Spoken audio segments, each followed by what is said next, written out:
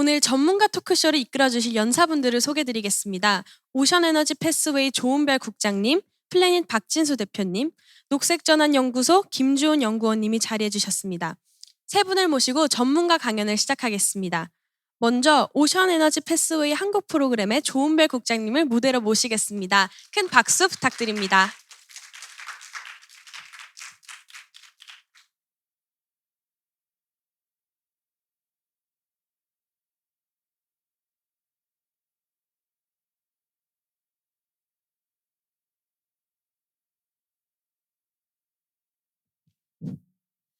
네, 안녕하세요. 저는 오션에너지 패스웨이에서 일을 하고 있는 조은별이라고 합니다. 오늘 초대해 주셔서 정말 감사하고 제가 오늘 30분의 시간이 있는데 조금 빡빡하게 짜왔거든요. 그래서 열심히 한번 말씀을 드려보고 또 나중에 Q&A 시간을 좀 배분해서 여러분의 질문도 받을 수 있도록 해보겠습니다.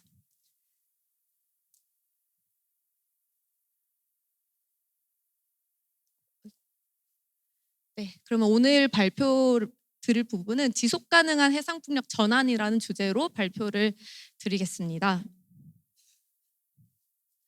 저는 오션에너지 패스웨이라고 줄여서 OEP라는 국제 비영리 단체에서 일을 하고 있습니다. 저희의 미션은 세 가지를 동시에 이루는 겁니다.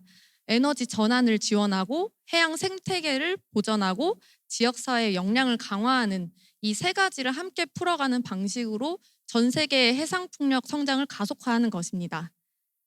그 말씀드린 방금 세 가지 그 에너지 전환, 해양 생태계, 지역사회가 오늘의 발표를 좀 꿰뚫는 그런 세 가지 축이기도 합니다.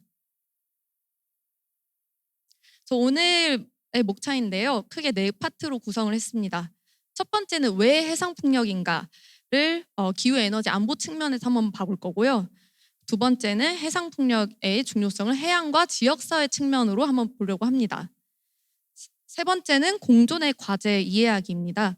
갈등의 근본 원인을 짚고 그것이 엄격한 환경 규제 때문에가 아니고 초기의 공간 설계의 부재 때문이라는 점을 실제 사례로 좀 보여드리도록 하겠습니다. 그리고 마지막 네 번째는 공존은 어떻게 설계하는가입니다. 생태, 사회, 경제 세 축을 어떻게 동시에 풀 것인지 구체적인 해법으로 좀 말씀드리도록 하겠습니다. 그러면 왜 해상풍력인가부터 얘기를 해보도록 하겠습니다. 방금 말씀드린 질문에 답하기 위해서 먼저 우리가 어떤 문제 앞에 서 있는지 좀 짚어보겠습니다. 저희가 코로나19 팬데믹을 겪을 때 많은 분들이 걱정했었던 게 있었죠. 시민들의 안전도 물론이지만 경제가 후퇴할까 봐 굉장히 걱정을 했었습니다. 그리고 경제 후퇴 뒤에는 더 큰 파도인 기후변화의 파도가 있었고 그리고 사실 잘 안 보였지만 가장 큰 파도는 생물 다양성 붕괴가 있습니다. 그러니까 우리가 인간 중심으로만 생각하다 보면은 경제 후퇴 그리고 기후 위기가 가장 큰 위험으로 보이지만 사실 가장 큰 위기는 기후 위기로 인한 생태계 붕괴라는 것입니다. 그리고 오늘 발표의 핵심 질문, 이 두 파도를 어떻게 함께 막을 수 있을까가 여기서 출발을 합니다. 이 도표는 세계 경제 포럼에서 매년 발간하는 글로벌 리스크 리포트입니다. 팔로업 하시는 분들도 많을 텐데요. 이 보고서는 매년 단기, 장기 리스크를 분별해서 랭킹을 합니다. 오늘 강조드리고 싶은 거는 이 오른쪽에 있는 10년 장기 리스크 두 개인데 세계 경제 포럼이 얘기한 가장 큰 인류에게 위협이 되는 것은 극한 기상 현상입니다. 그리고 두 번째로는 생물 다양성 손실 그리고 생태계 붕괴라고 하고 있습니다.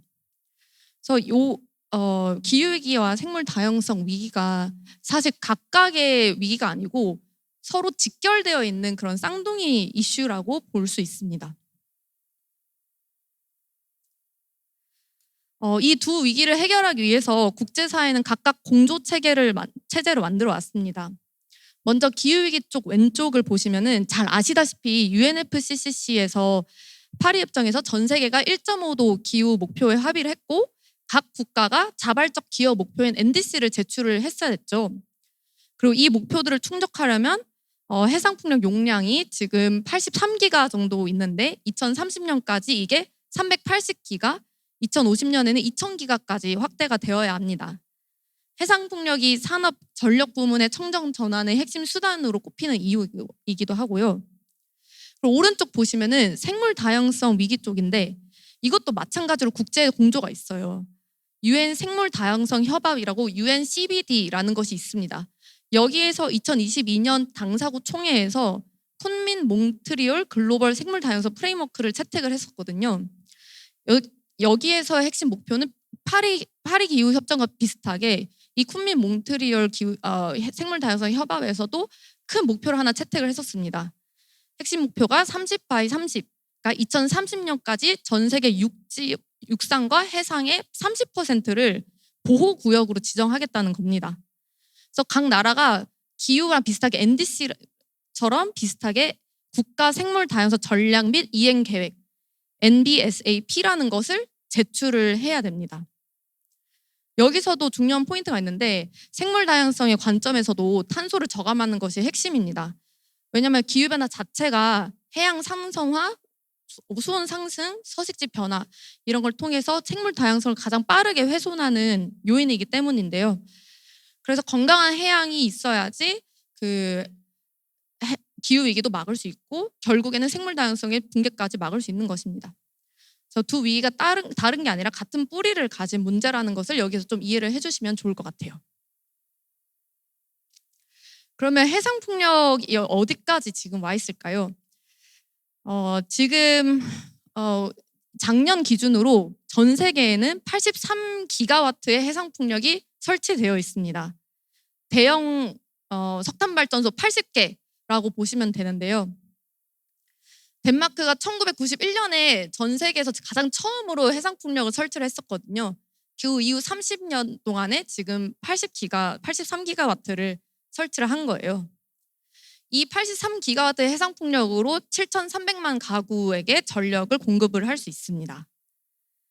그리고 2034년까지 441기가와트가 해상 풍력이 설치될 전망이라고 해요. 한 줄 요약하자면 세계는 이미 움직이고 있다라는 것입니다. 그러면 이제 저희의 더 구체적인 내용으로 좀 들어가 볼게요. 참고로 이게 해상 풍력 모습인데요. 제가 처음부터 좀 해상 풍력에 대한 기초적인 설명을 좀 드리고 했으면 좋을 것 같은데 그래도 그림으로나마 그 해상 풍력의 모습을 한번 사진으로나마 보시면 좋을 것 같아요. 그래서 기후와 에너지 안보의 측면에서 왜 해상 풍력이 중요한지 설명을 드리겠습니다. 해상 풍력의 기후 에너지 안보 측면은 세 가지 축으로 좀 나눠볼 수 있는데요. 첫 번째는 대규모 청정 전력 공급, 두 번째는 아리백과 씨밤 대응, 그리고 태양광과의 보완성 이렇게 세 축입니다. 전 세계가 좀 비슷한 상황이긴 한데 더 구체적으로 말씀드리기 위해서 한국의 상황을 좀 예시로 들어서 말씀을 드려볼게요. K맵 시나리오라는 연구가 있어요. 한국의 싱크탱크들, 연구소들이 같이 모여가지고 한국이 탄소 중립을 이루려면 어떤 경로로 가야 되는가를 연구한 그런 결과물이 있습니다. 그래서 이 결과에 따르면은 한국은 2050년까지 전기 전체에서 재생에너지를 84% 만들어내야 됩니다. 그리고 아래 막대 그래프를 보시면은 2050년에 필요한 그 용량이 태양광이 375기가, 육상풍력이 40기가, 해상풍력이 154기가입니다. 그래서 여기서 잠깐 질문 드릴게요. 혹시 지금 올해 2026년에 한국에 설치되어 있는 해상풍력 용량이 어떻게 되는지 아시는 분 있으세요? 아마 이 방에서 저밖에 모를 것 같긴 한데 네. 거의 0 맞습니다. 0이 지금 0이라고 말씀을 해주셨는데 0까지는 아니고 0.3기가와트가 설치되어 있어요. 5개의 해상풍력 단지가 설치가 되어 있습니다. 근데 우리가 154기가까지 가야 되는데 지금 0.3이면 지금 2050년까지 매년 26%씩 증가를 시켜야 된다는 말이거든요. 이게 또 엄청나게 빠른 숫자죠. 그리고 두 번째로 넘어가서 산업에 왜 해상풍력이 그렇게 중요한지 말씀드리려고 해요. 재생에너지라면은 태양광도 있고 육상풍력도 있잖아요. 근데 왜 하필 해상풍력이 중요하다고 얘기를 할까요? 답을 드리기 전에 두 가지 국제 흐름을 좀 먼저 짚어보고자 합니다. 그 아리백은 기업이 사용 전력의 100%를 재생에너지로 쓰겠다라는 자발적인 약속입니다. 애플, 구글, 마이크로소프트 이런 굵직한 회사들이 같이 이 약속에 참여를 하고 있어요. 시밤은 유럽이 2026년부터 시행하는 탄소 국경 조정 제도입니다.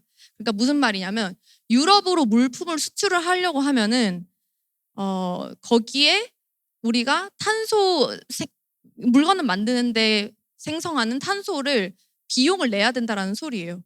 그러니까 우리나라에서 화석연료로 만든 물품을 유럽에 갖다 팔려면 화석연료로 만들었기 때문에 그만큼 돈을 더 내야 된다는 것입니다. 그래서 정리하면 기업이 자발적으로 또는 국가 간 규제로 온실가스 배출량이 매출과 직결되는 그런 시대인 거예요.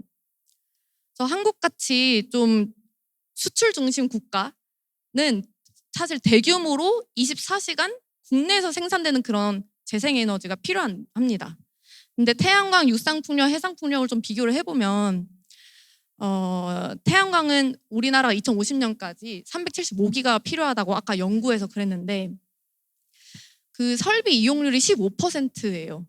그리고 육상풍력은 20%고 해상풍력은 30%라는 거예요. 이게 뭘 의미하냐면 이 말이 조금 어려울 수 있는데 뭘 의미하냐면 같은 전력을 생산할 때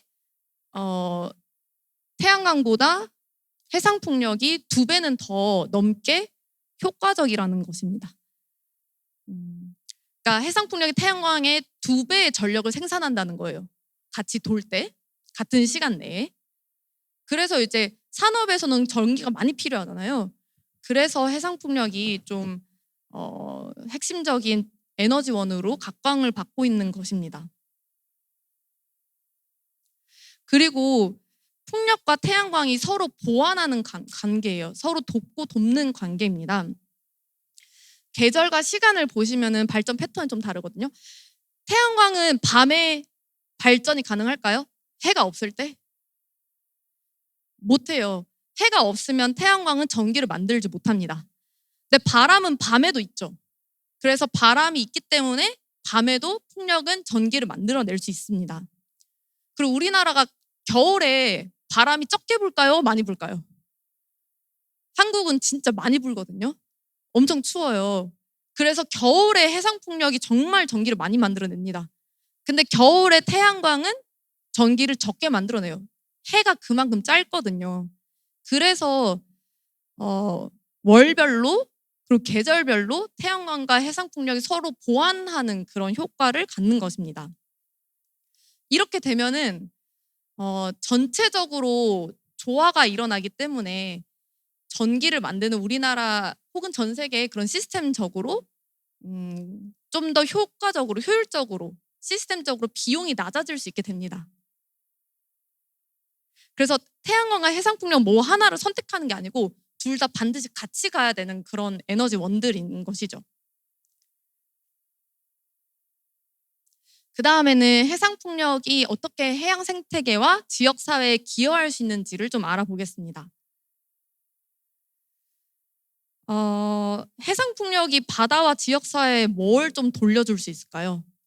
해상풍력을 하면 바다와 지역 사회에 어떤 이점이 있을까요? 크게 3가지로 말씀을 드릴 수 있는데 첫 번째는 더 많은 자연의 가능성입니다.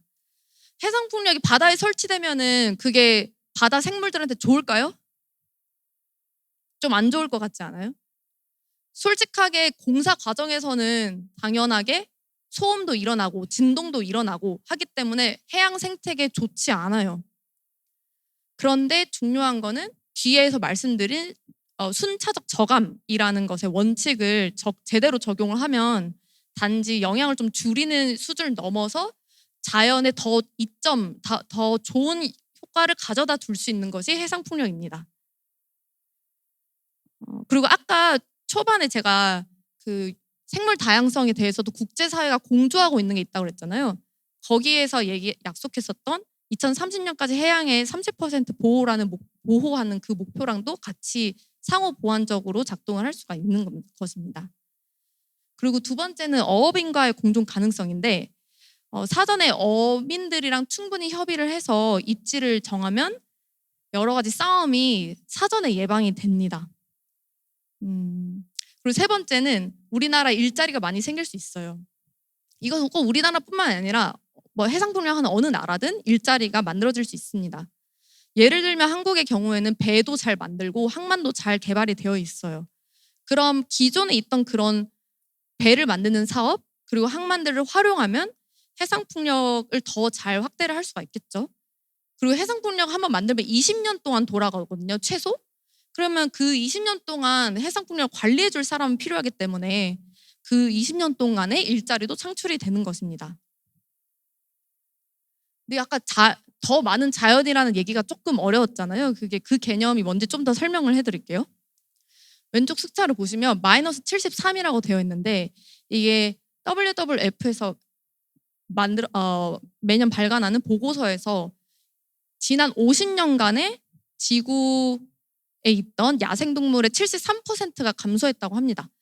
야생동물의 4분의 3이 사라진 거예요. 지난 50년 동안. 이래서 우리가 지금 이 생태계 회복의 마지노선에 있는 것인데 더 많은 자연이란 네이처 파지티브라고 부르는데 더 많은 자연이란 단순히 자연을 더 훼손하지 않겠다를 넘어서 기존에 우리가 훼손했던 자연들을 다시 회복하겠다. 그리고 훼손했던 자연을 전부 다 복구를 하겠다. 언제까지? 2050년까지 복구하겠다라는 그런 약속입니다. 국제사회의 약속이에요. 그래서 또 메시지 여기서 말씀드리고 싶은 게 해상풍력이 영향을 좀 덜 미치는 산업에 머물 수도 있고 자연 회복에 실제로 기여하는 산업이 될 수도 있다는 거예요. 근데 이렇게 자연 회복에 실제로 기여하게 하려면 정말로 사전에 준비를 잘 해야겠죠? 그래서 사전에 준비를 어떻게 하냐? 여기에서도 조금 어려운 개념이 나오는데 순차적 저감. 이 개념 한번 배워놓으시면 좋으실 거예요. 이 순차적 저감은 큰 개발 사업 혹은 에너지 사업을 진행을 할 때 어떻게 해야지 자연에 미치는 영향을 최소화할 것인가를 단계적으로 접근을 나눠놓은 개념입니다. 그래서 우리나라뿐만 아니라 전 세계에서 사용하는 그런 방법이에요. 첫 번째, 회피가 있습니다. 먼저 자연적으로 굉장히 중요한 지역은 아예 들어가지 않는 거예요. 그러면 예를 들면 바다에 고래가 이렇게 지나다니는 곳에 해상풍력 들어서게 할 수 있을까요? 하면 안 되겠죠. 거기를 회피를 해야겠죠.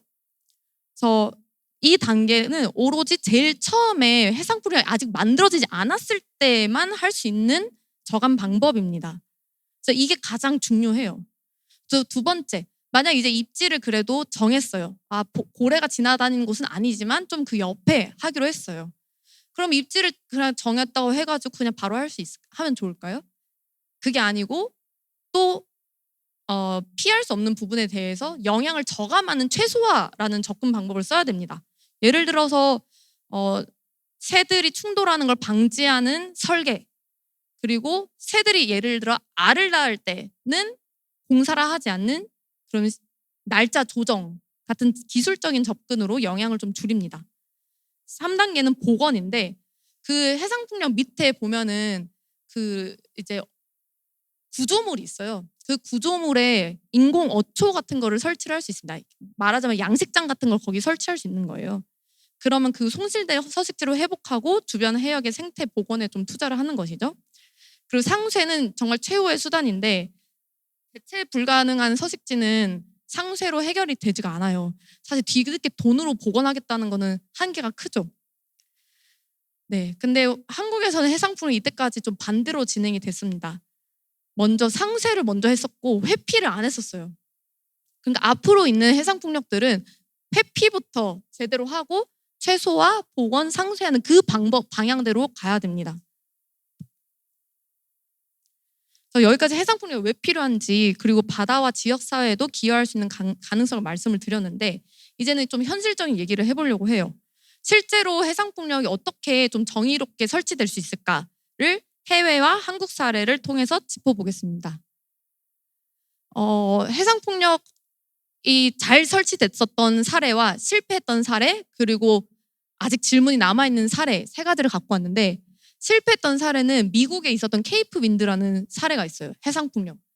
이거 16년 동안 해상풍력 지으려고 노력하다가 결국에는 실패했거든요.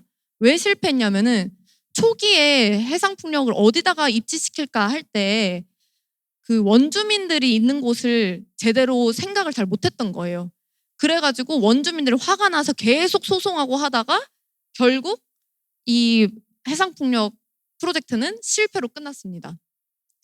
그다음 두 번째, 성공의 사례는 반대로 빈야드 윈드라고 있는데, 그 해상풍력에서는 오히려 환경단체들이 열심히 같이 참여해서 입지를 정하고 또 어떻게 하면은 생태계에 미치는 영향을 저감할지를 같이 논의하면서, 사업자와 같이 논의하면서 진행했던 사례예요.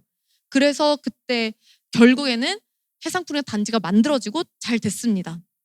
마지막으로 진행 중인 우리나라 한국에서의 사례, 대정 해상풍력이 있는데, 아까 말했던 것처럼 제주에 돌고래 서식지 옆에 이 해상풍력이 계획이 되고 있어요.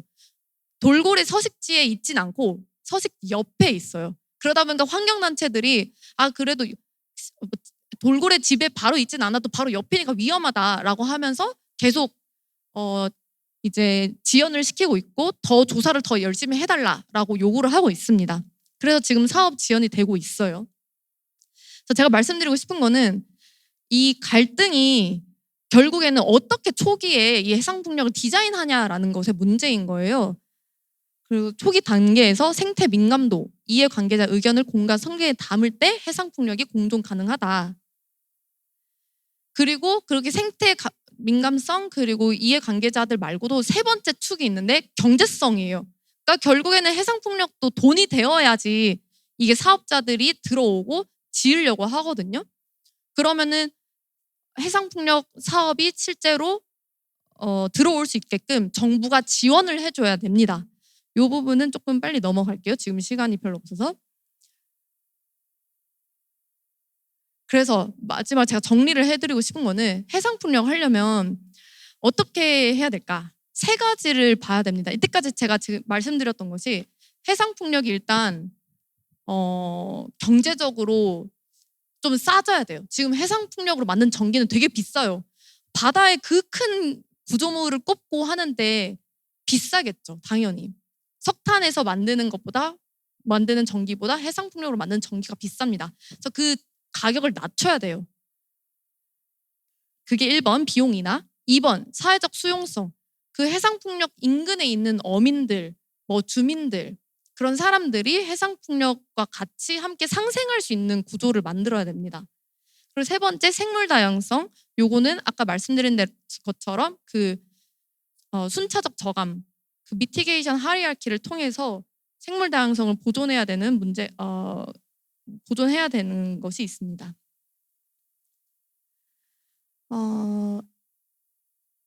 사회적인 거 조금만 말씀드리고 마무리를 할게요. 아까 요거는 이제 제가 사례로 말씀드리고 싶은데, 유럽에서는 해상풍력 사업자, 정부기관, 환경단체, 연구기관이 다 함께 모여서 해상풍력을 어디에 입지하면 좋을까, 해상풍력을 만들 때 우리가 어떤 것을 고려해야 될까라는 것을 논의하는 그런 협력장이 있어요. 그 Offshore Coalition for Energy and Nature라고 해서 오션이라고 부르는 협력 기관이 있는데, 플랫폼이 있는데, 이런 걸 통해서 사람들이 다 같이 지혜를 모아서 만들어 나가는 것이죠. 두 번째로는 어민들과의 그 공존을 위해서 영국 정부가 만든 플로우라는 게 있습니다. 플로우 가이드라인이라는 게 있는데, 해상풍력이 바다에 들어가 있으니까 그 바다를 먼저 쓰던 어민들이랑 충돌이 있을 수밖에 없어요. 여긴 내가 원래 낚시를 하던 곳이었는데 왜 너가 들어와서 우리를 내쫓느냐, 이렇게 둘이서 충돌이 있거든요. 그러면 이런 어민들이랑 어떻게 협의를 하면 좋을지, 이런 걸 국가가 아예 방법을 가이드라인으로 제시를 해주는 거예요. 이런 것들이 지속적으로 필요합니다. 우리나라에도 필요하고 해상풍력을 만들려고 하는 다른 나라들에도 이런 게 필요해요. 그리고 아까 마지막으로 강조하고 싶은 거는 아까 말씀드렸던 것처럼 해상 풍력을 입지시킬 때 아무데나 들어가는 게 아니고 되게 과학적으로 조사를 해서 여기에는 되게 중요한 생물이 살고 있으니까 여긴 들어가지 말아야지. 그리고 이쪽엔 그래도 빈 공간이 있으니까 이쪽으로 들어가야지. 이렇게 입지를 과학적으로 정해야 돼요. 이걸 누가 할 수 있을까요?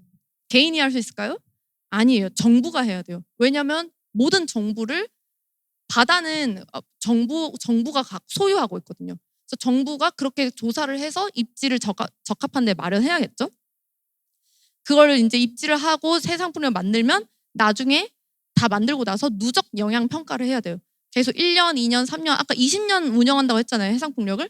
20년 동안 운영하면서 도대체 해양 생태계 혹은 새들한테 어떤 영향이 있는지 그거를 계속해서 추적하고 모니터링을 해야 됩니다.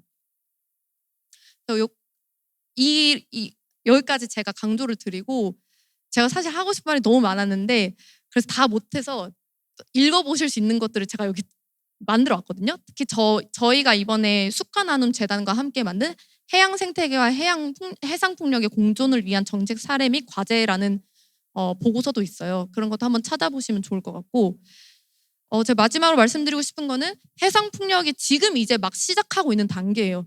근데 지금 제가 말씀드린 것처럼 사람들이 지혜를 모으고 조사도 열심히 해야 되고 그리고 의견도 제대로 내야 됩니다. 왜냐하면 앞으로 20년간 운영이 돼야 되는 그리고 앞으로 폭발적으로 많이 만들어야 되는 해상풍력이기 때문에 여기 이 자리에 계신 여러분들께서도 계속 질문하고 그리고 계속 관심을 가져주시고 계속 지지해 주시는 것이 정말 중요합니다.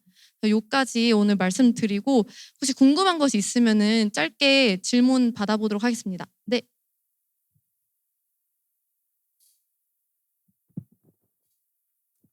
전문가님의 발표 잘 들었습니다. 제가 궁금한 점은 기후 위기랑 생물 다양성 위기가 같은 뿌리라는 건 구체적으로 무슨 의미인지 궁금합니다. 결국에는 이제 기후 위기가 왔을 때 우리 모두가 너무 잘 알다시피 생태계의 영향이 굉장히 크잖아요. 멸종하지 않아도 되는 종들이 더 빨리 멸종하고 그 먹이 사슬에 따라서 다른 종도 같이 무너지고 하기 때문에 결국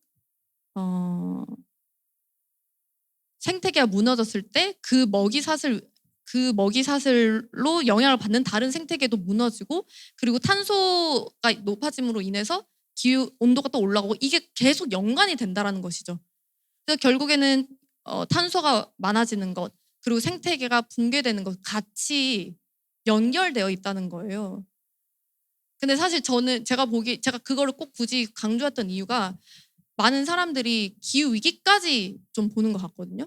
근데 정말 큰 위기는 생태계가 붕괴됐을 때 우리가 먹는 것, 뭐 쓰는 것 이런 것들 다 자연에 의존하고 있잖아요. 여긴 없는데 우리 인간이 자연과 생태계 서비스에 의지하는 게 50% 되거든요. 우리 전체 경제가 자연에 의지하는 게 50%예요. 그게 없어지면 인류도 무너지겠죠. 그래서 다 연결되어 있다 그런 말씀을 드립니다. 마지막 질문이 있습니다. 태양광 385기가와트하고 해상풍력 154기가와트는 왜 이런 비율인가요? 비율이요? 일단은 그거는 시나리오 모델, 그러니까 예상을 해본 것인데 가용할 수 있는 국토의 면적 그리고 전체적인 비용을 고려해서 만든 숫자거든요. 그러니까 해상풍력은 지금 단계에서 조금 비싸요. 그래서 그걸 고려했을 때 태양광은 그래도 요 정도 375기가 정도 있으면은 좋겠다. 그리고 해상풍력은 154기가 정도 있으면 좋겠다. 이렇게 만든 것입니다. 그래서 경제성을 중심으로 좀 분석했다고 보시면 돼요. 감사합니다. 네.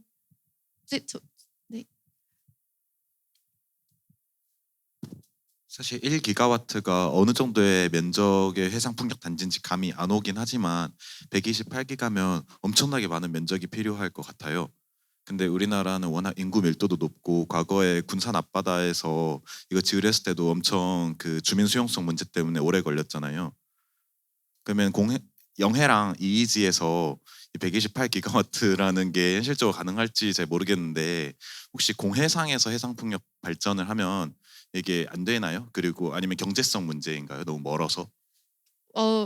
좋은 말씀 해주셨는데 일단 해상 풍력이 차지하는 면적 넓어요. 많이 넓은데 다행히 우리나라에서 일단 우리나라에서 가능한 해상 풍력의 총 용량이 600기가가 넘어요.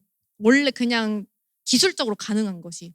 근데 이제 당연히 이제 어민들이나 다른 바다의 사용자들도 고려를 해야 되고 하지만 일단 우리나라의 바다에서 가능한 숫자이다라는 걸 먼저 말씀을 드리고 그리고 수용성 문제는 별개의 문제죠. 그 해상 풍력이 입지할 수 있냐라는 것과 별개로 그 사람들이 좋아할 것이냐는 다른 문제인 것입니다. 그리고 공해에 나가게 되면은 가능한데 다만 개통선을 끝까지 빼야 되기 때문에 굉장히 비싸지게 되긴 합니다. 그래서 조금 다 연안에 좀 몰리는 이유가 바로 그것 때문이에요. 비싸지기 때문에. 네, 그러면은 제가 저한테 할당된 시간이 다 된 것 같아서 여기까지 하고 제가 좀 더 있을 테니까 혹시 궁금한 게 있으신 분들은 자유롭게 질문해 주시면은 제가 열심히 아는 선에서 답변해 보도록 하겠습니다. 그럼 오늘 얘기 들어주셔서 감사합니다. 생소했던 해양 풍력의 필요성과 해양 풍력의 발전과 이치를 위해 우리가 해야 하는 역할과 필요성에 대해 좋은 발표해 주신 조은별 국장님께 다시 한번 큰 박수 부탁드립니다. 이어서 플래닛 박진수 대표님 모시고 이야기 이어가 보겠습니다. 대표님을 무대로 모시겠습니다. 큰 박수 부탁드립니다.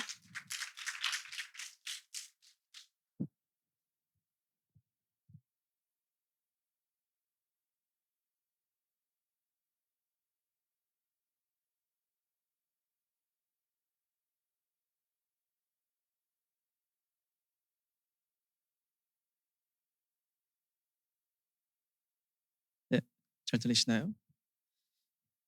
그 질문 수준이 생각보다 높네요. 그래서 오늘 저는 경제학적인 관점에서 기변을 조금 얘기해 보려고 합니다. 그래서 산업 그리고 금융 이 두 가지 관점에 대해서 좀 얘기를 할 텐데 그 아까 하신 질문 중에 그거 있었잖아요. 그 생물 다양성과 기후 위기는 약간 뿌리가 비슷한 것 같은데 뭐 어떻게 다르냐라고 물어보신 것 같은데 사실 기후 변화를 왜 대응해야 된다고 생각하세요, 여러분은? 그러니까 왜 우리는 기후 위기를 대응하나요? 혹시 답변해 주실 분 있나요? 편안하게. 네, 말씀해 주시죠. 네, 육성으로 얘기해 주시죠.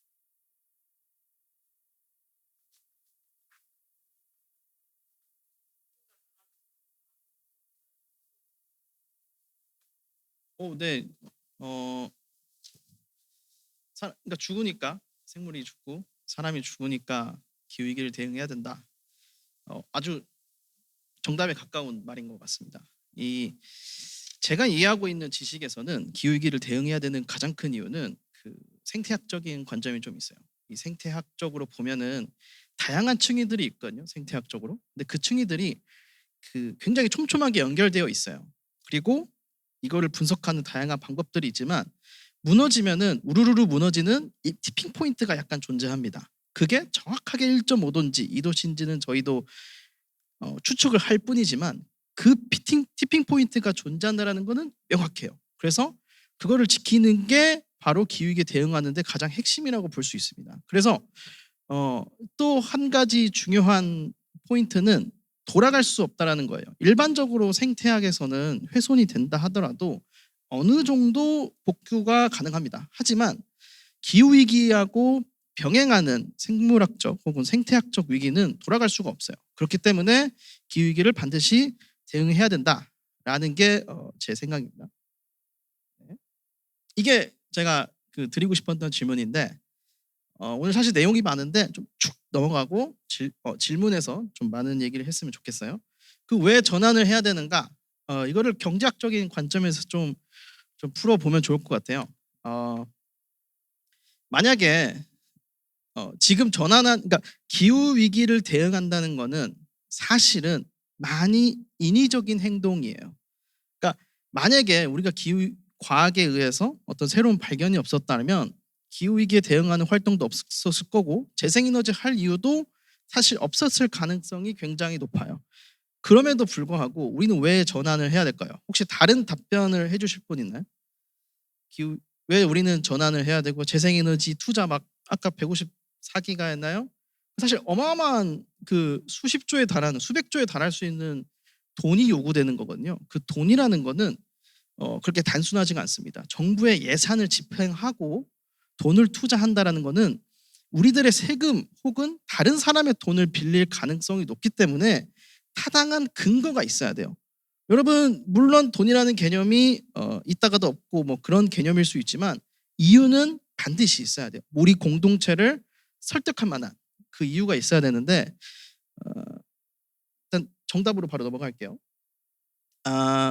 사실은 기후위기 피해를 줄이기 위해서 우리는 전환을 하는 겁니다. 예를 들어볼게요. 기후위기 때문에 전 세계적으로 대응 비용이 한 50경 정도 든대요.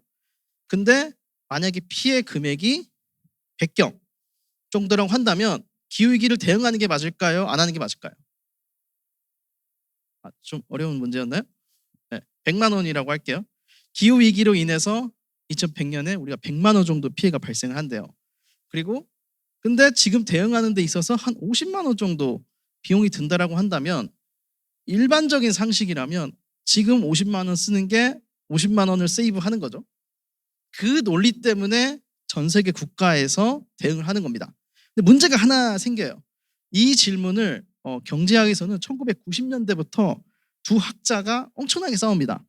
그 니콜라스 스턴이라고 하는 런던 정경대학교 교수는 이런 얘기를 했어요. 아니 일단 할인율의 개념을 조금 설명하려고 하는데 아까 제가 피해 비용이 100만 원이라고 했잖아요. 미래 세대. 사실은 100만 원이 아닙니다. 지금의 100만 원과 미래의 100만 원은 많이 다릅니다. 우리가 짜장면 생각했을 때 어르신들이 그런 얘기 많이 하잖아요. 옛날에 짜장면 300원이었는데 지금 10,000원이나 한다라는 말씀 많이 하잖아요. 그거하고 똑같이 미래의 가치는 인플레이션이라든가 혹은 다양한 이유 때문에 계속 올라갑니다. 그래서 그 100만 원을 현재 가치로 환산을 해줘야 돼요. 그러니까 바꿔줘야 돼요. 그 과정에서 가장 중요한 요소가 할인율이라는 개념인데 할인율을 몇 퍼센트 적용하나에 따라서 우리가 기후위기를 대응해야 되는 정도가 달라집니다. 그래서 니콜라스 스턴은 그 할인율을 0%에 가까운 가정을 했어요. 그래서 미래 세대와 우리 가치는 동일하다고 좀 봤고요. 그래서 즉각적으로 지금 다 투자를 해서 전환을 빨리 해야 된다라고 주장을 했고요. 윌리엄 노드하우스라고 하는 아주 유명한 예일 대학교 교수가 있어요. 이분도 뭐 지금은 좀 의견이 많이 바뀌셨는데 1990년대에 윌리엄 노드하우스는 아이러니하게도 아니다. 할인율을 우리가 3%로 계산을 해보니까 3도씨가 최적이다. 어느 정도 선에서만 줄이자라는 결론에 도달했는데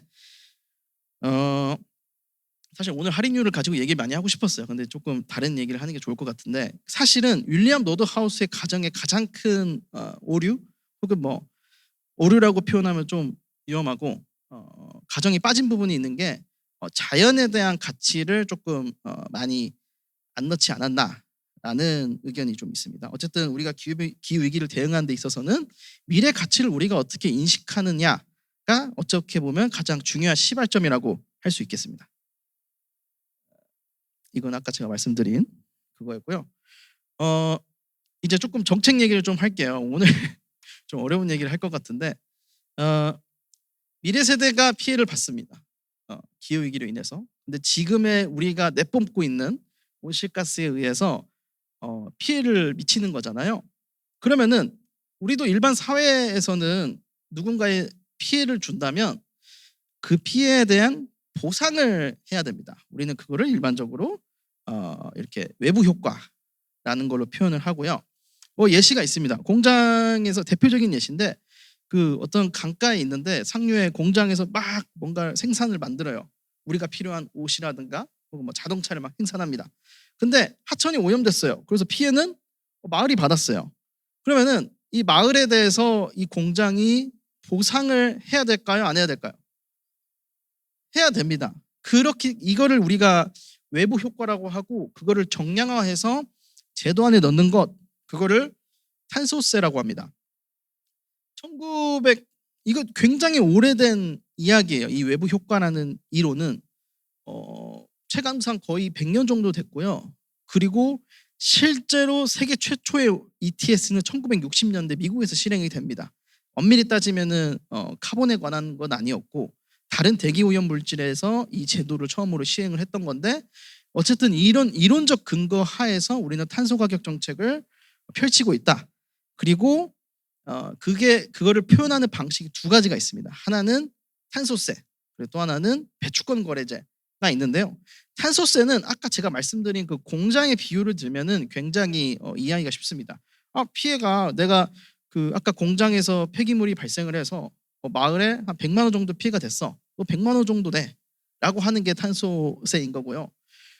배출권 거래제는 코즈라는 사람이 최초로 이제 이론적으로 만든 건데 이 이론을 가지고 1990년대 노벨상을 받았어요. 그리고 참고로 윌리엄 노드하우스는 2000년대 초반이었나요? 2010년대쯤에 노벨 경제학상을 받았습니다. 그 둘 다 경제학을 활용해서 기후변화를 연구했기 때문에 받은 분들이에요. 코즈는 환경이지만. 그래서 이 두 가지 방식이 있는데 이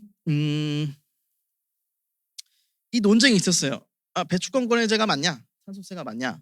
라고 했을 때 1990년대 이 논쟁이 사실 끝나긴 합니다. 수학적으로. 그래서 Price vs Quantity라고 하는 논문이 있는데 와이츠만 교수가 하버드 경제학자가 쓴 논문에서 이론적으로 봤을 때는 탄소세가 유리하다라는 결론을 이미 냅니다. 그럼에도 불구하고 대부분의 나라는 ETS를 합니다. ETS는 쉽게 말해서 권리를 주는 거예요. 너가 오염을 할 수 있는 권리를 우리가 미리 줄게. 그리고 이거를 점진적으로 줄이는 제도가 이제 배출권 거래제라고 할 수 있는데 그럼에도 EU를 비롯해서 한국, 중국, 캘리포니아, 영국 다 ETS를 하고 있는데 그 이유가 혹시 뭐라고 생각하세요? 혹시 이거 혹시 맞추는 분에게는 상품이 없지만 뜨거운 칭찬 제가 드리도록 하겠습니다. 왜 그럼에도 배출권 거래제를 할 것 같아요? 탄소세가 명확하고 확실하잖아요, 사실은. 궁금하지 않으세요? 왜 우린 굳이 막 어려운 배출권 거래제 설계도 어려워. 행정하는 사람 수천 명이에요. 탄소세 시행령만 발표하면 돼요. 그 행정적인 비용이 거의 없어요, 탄소세는. 그럼에도 불구하고 우리는 왜 배출권 거래제를 하느냐? 그 EU에서 이 배출권 거래제를 도입을 할 때 본인들의 토의했던 내용들을 다 공개합니다. 10년간 얘기를 해요. 논쟁을 하고. 근데 유일한 이유는 유일하다고 표현하면 안 되고 그 가장 중요한 이유는 political feasibility라고 얘기를 해요. 그러니까 한국말로 얘기하면 정치적 수용성이 배출권 거래제가 상대적으로 높습니다.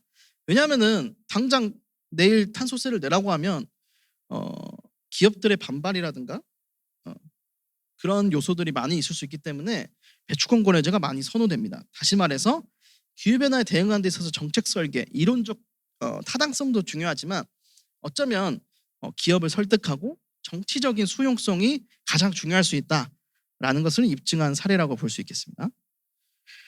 그리고 이 탄소세도 나라마다 다 달라요. 그리고 한국이 중국보다 낮습니다. 이게 가장 큰 문제라고 볼 수 있는데 사실 저는 단순히 가격만이 문제라고 보진 않아요. 애초에 제 개인적인 소견을 말씀드리자면 한국은 배출권 거래제를 하면 안 됐다라고 하는 게 제 생각이고요. 왜냐하면 시장의 유동성이 너무 작아요. 시장 자체가 크지 않은 나라에서 political feasibility, EU 같은 경우는 수많은 나라들이 참여하기 때문에 그럴 수 있어요. 그리고 본인들의 세금 정책을 빼앗아 간다는 그 두려움 때문에 어느 정도 반발감이 컸어요. 근데 한국에서 굳이 우리가 배출권 거래제를 해야 됐을까는 저는 잘 모르겠습니다. 그래서 탄소 배출권 가격도 낮고 배출권 거래제 유상할당이라는 것도 있어요. 그러니까 원래는 아까 제가 말씀드린 오염할 권리를 주는데 그 권리도 돈을 주고 사야 되는 게 유상할당입니다. 아까 말씀드린 윌리엄 노드하우스가 쓴 아주 유명한 책이 있는데요. 기후 카지노라고 하는 책이 있어요. 그 책 아주 제가 권장합니다. 기후 카지노에서 그 사람이 윌리엄 노드하우스가 밝히기는 유상할당 100%와 탄소세 차이는 이론적으로 없다. 그래서 유상할당 100%로 간다면은 탄소세와 똑같은 효과를 나타내긴 합니다. 그렇지만 우리나라 유상할당 비율 10%, 중국과 거의 비슷하죠. 산업 얘기를 좀 해야 되는데 우리나라 1년 온실가스 배출량 몇 톤인지 아시나요? 아시는 분, 맞추시는 분에게 또 마찬가지로 뜨거운 격려와 칭찬을 제가 1년 우리나라 온실가스 배출량 몇 톤인가요? 기후위기 대응한다면 외워야 되는 숫자입니다. 네. 전 세계적으로 몇 톤 배출하는지 아세요 혹시? 1년에? 네, 여러분 공부를 좀 하셔야 됩니다. 만약 모르신다면 미안한 얘기지만 그런 전문가까지는 아니더라도 그래도 이 분야에 관심이 있다면은 어느 정도 숫자 범위는 머릿속에서 계속 들어와야 돼요. 글로벌적으로 500억 톤 정도 배출됩니다. 1년에. 아주 많죠. 한국은 몇 톤? 7억 톤 정도 배출돼요. 그래서 근데 7억 톤 중에서 가장 발전 부분을 전기를 생산하는 분야를 빼고는 철강이 가장 많이 배출합니다. 그래서 7천만 톤 대략 1년에 그 정도 1억 톤 정도 배출을 하고 있고요. 그래서 굉장히 큰 산업이지만 전환이 조금 어렵다. 왜냐하면 철강이 거의 모든 분야에서 다 쓰이는 산업이에요. 자동차도 철강이고요. 다리 또 뭐가 있을까요? 여기 만드는 건물에 있는 골근 자체도 다 철강입니다. 그래서 철강 산업을 전환하라고 강요하는 것은 굉장히 큰 요구예요. 굉장히 어려운 요구 사항이고 하지만 산업 전환을 하기 위해서는 철강을 전환을 해야 된다. 근데 철강이 온실가스를 배출을 많이 하는 이유는 그러니까 철광석과 석탄이 만나기 때문에 그래요. 석탄이 이거는 사실 나중에 공부하면서 배워도 되긴 하는데 FE랑 C가 만나면서 그래서 FeO죠. FeO가 이제 산화된 철광석이랑 석탄이 만나면서 CO2를 발생하면서 순수한 Fe가 나오는 거거든요. 근데 이거를 단순하게 수소에다가 우리는 환원이라고 표현을 좀 하는데요. 그렇게 하면은 CO2가 아니라 H2O가 나온다. 그래서 물이 나온다. 너무나 완벽한 이론이지 않습니까? 근데 문제는 수소는 다루기가 되게 어려워요. 폭발할 가능성도 되게 높고 그렇기 때문에 그 기술을 만드는 게 굉장히 어렵다. 하지만 이론적으로는 불가능한 건 아니고 실제로 스웨덴에서 그 실증 사업이 이미 진행되고 있죠. 그리고 가장 중요한 거는 이게 결국엔 다 경제적인 요소가 반영되는데 그린 수소. 네, 그린 수소의 역할이 어떻게 보면 가장 중요하다라고 볼 수 있겠습니다. 그리고 요즘 이란 사태 그 다음으로 온실가스를 많이 배출하는 게 석유화학입니다. 약 5천만 톤 정도. 계속 머릿속에 있어야 돼요. 우리나라가 약 7억 톤 정도 배출하는데 석탄 발전소를 다 폐지하면 우리가 몇 톤 줄일 수 있지? 그런 숫자가 머릿속에서 계속 왔다 갔다 있어야 이 흐름을 조금 맥락을 이해할 수 있습니다. 5천만 톤 정도 배출하는데 석유화학은 우리 일상에 더 밀접하게 관련되어 있어요. 특히 우리가 옷 그리고 다이소, 여러분 다이소 가서 막 사시잖아요. 다 플라스틱이잖아요. 플라스틱, 고무 다 이런 석유화학입니다. 그리고 이 석유화학이 요즘 산업이 좀 어렵고 이 나라의 어떻게 보면 근간 산업이라고 볼 수 있어요. 왜냐면은 여러분 만약에 여러분들이 대학생이 되고 나중에 20대 청년이 돼서 창업을 해야겠어요. 무슨 창업이 있을까요? 창업하고 싶으신 분이 있어요? 혹시? 네. 무슨 일을 하고 싶으신가요?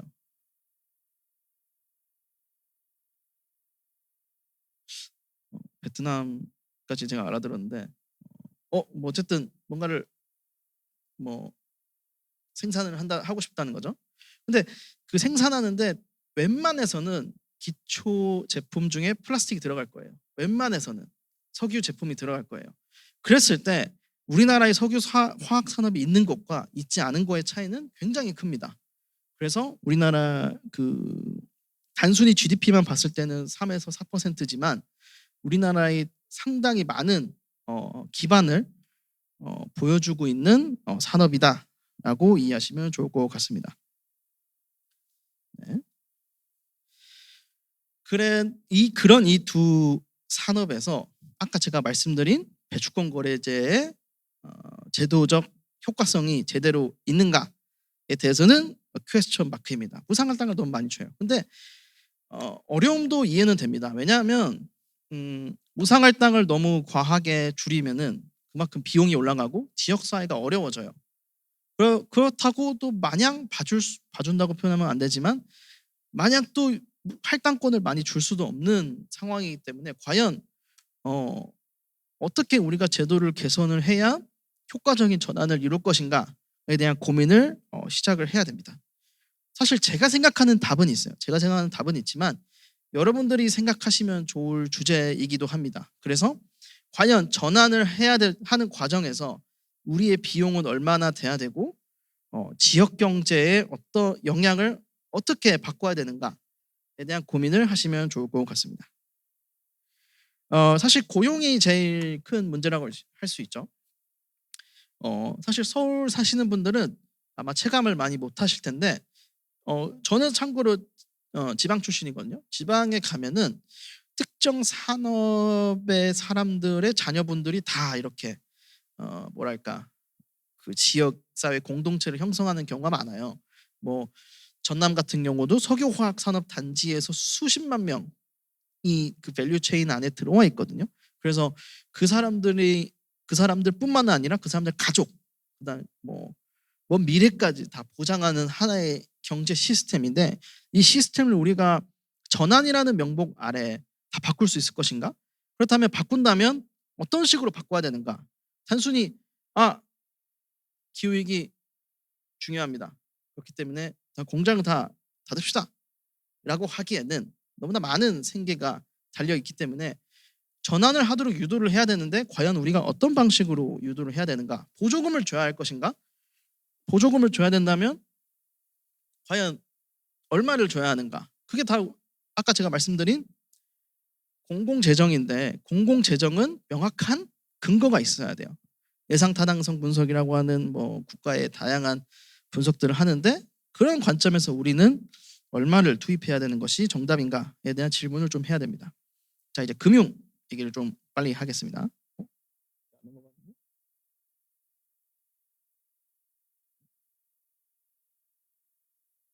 네.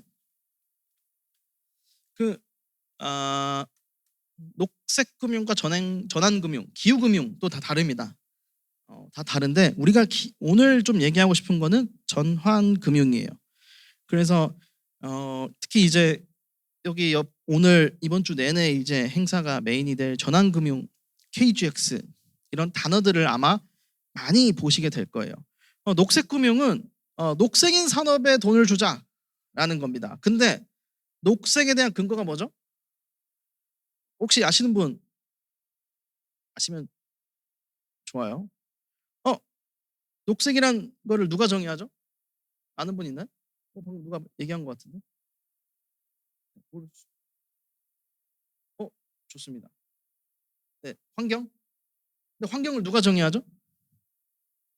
있습니다. 나라에서 정한 녹색 텍소노미, 그린 텍소노미라는 게 있어요. 분류 체계라는 게 있습니다. 그 분류 체계에 들어온 기술들은 다 녹색이에요. 그래서 0, 1. 나 녹색이네. 다. 그럼 녹색 금융의 혜택은 뭐냐?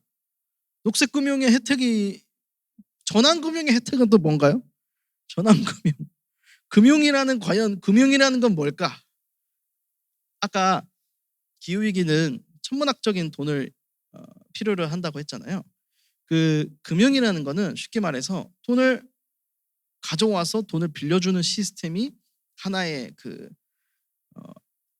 금융의 정의라고 볼 수 있는데 녹색 금융 혹은 전환 금융에게 약간의 혜택을 주는 것, 채권 발행이라든가 뭐 주식 발행이라든가 뭐 자본을 동원을 할 때 약간의 이자율 혜택이라든가 그런 것을 마련하는 게 제도적 장치를 마련하는 게 전환금융과 녹색금융인데 지금까지 전환금융은 나쁜 금융을 배제하는 거였어요. 배제하는 거였는데 전환금융이 앞으로 녹색금융을 보완할 거라고 보는 이유는 지금까지 아까 말씀드렸다시피 넌 녹색이 아니냐만 했었거든요. 0일이에요.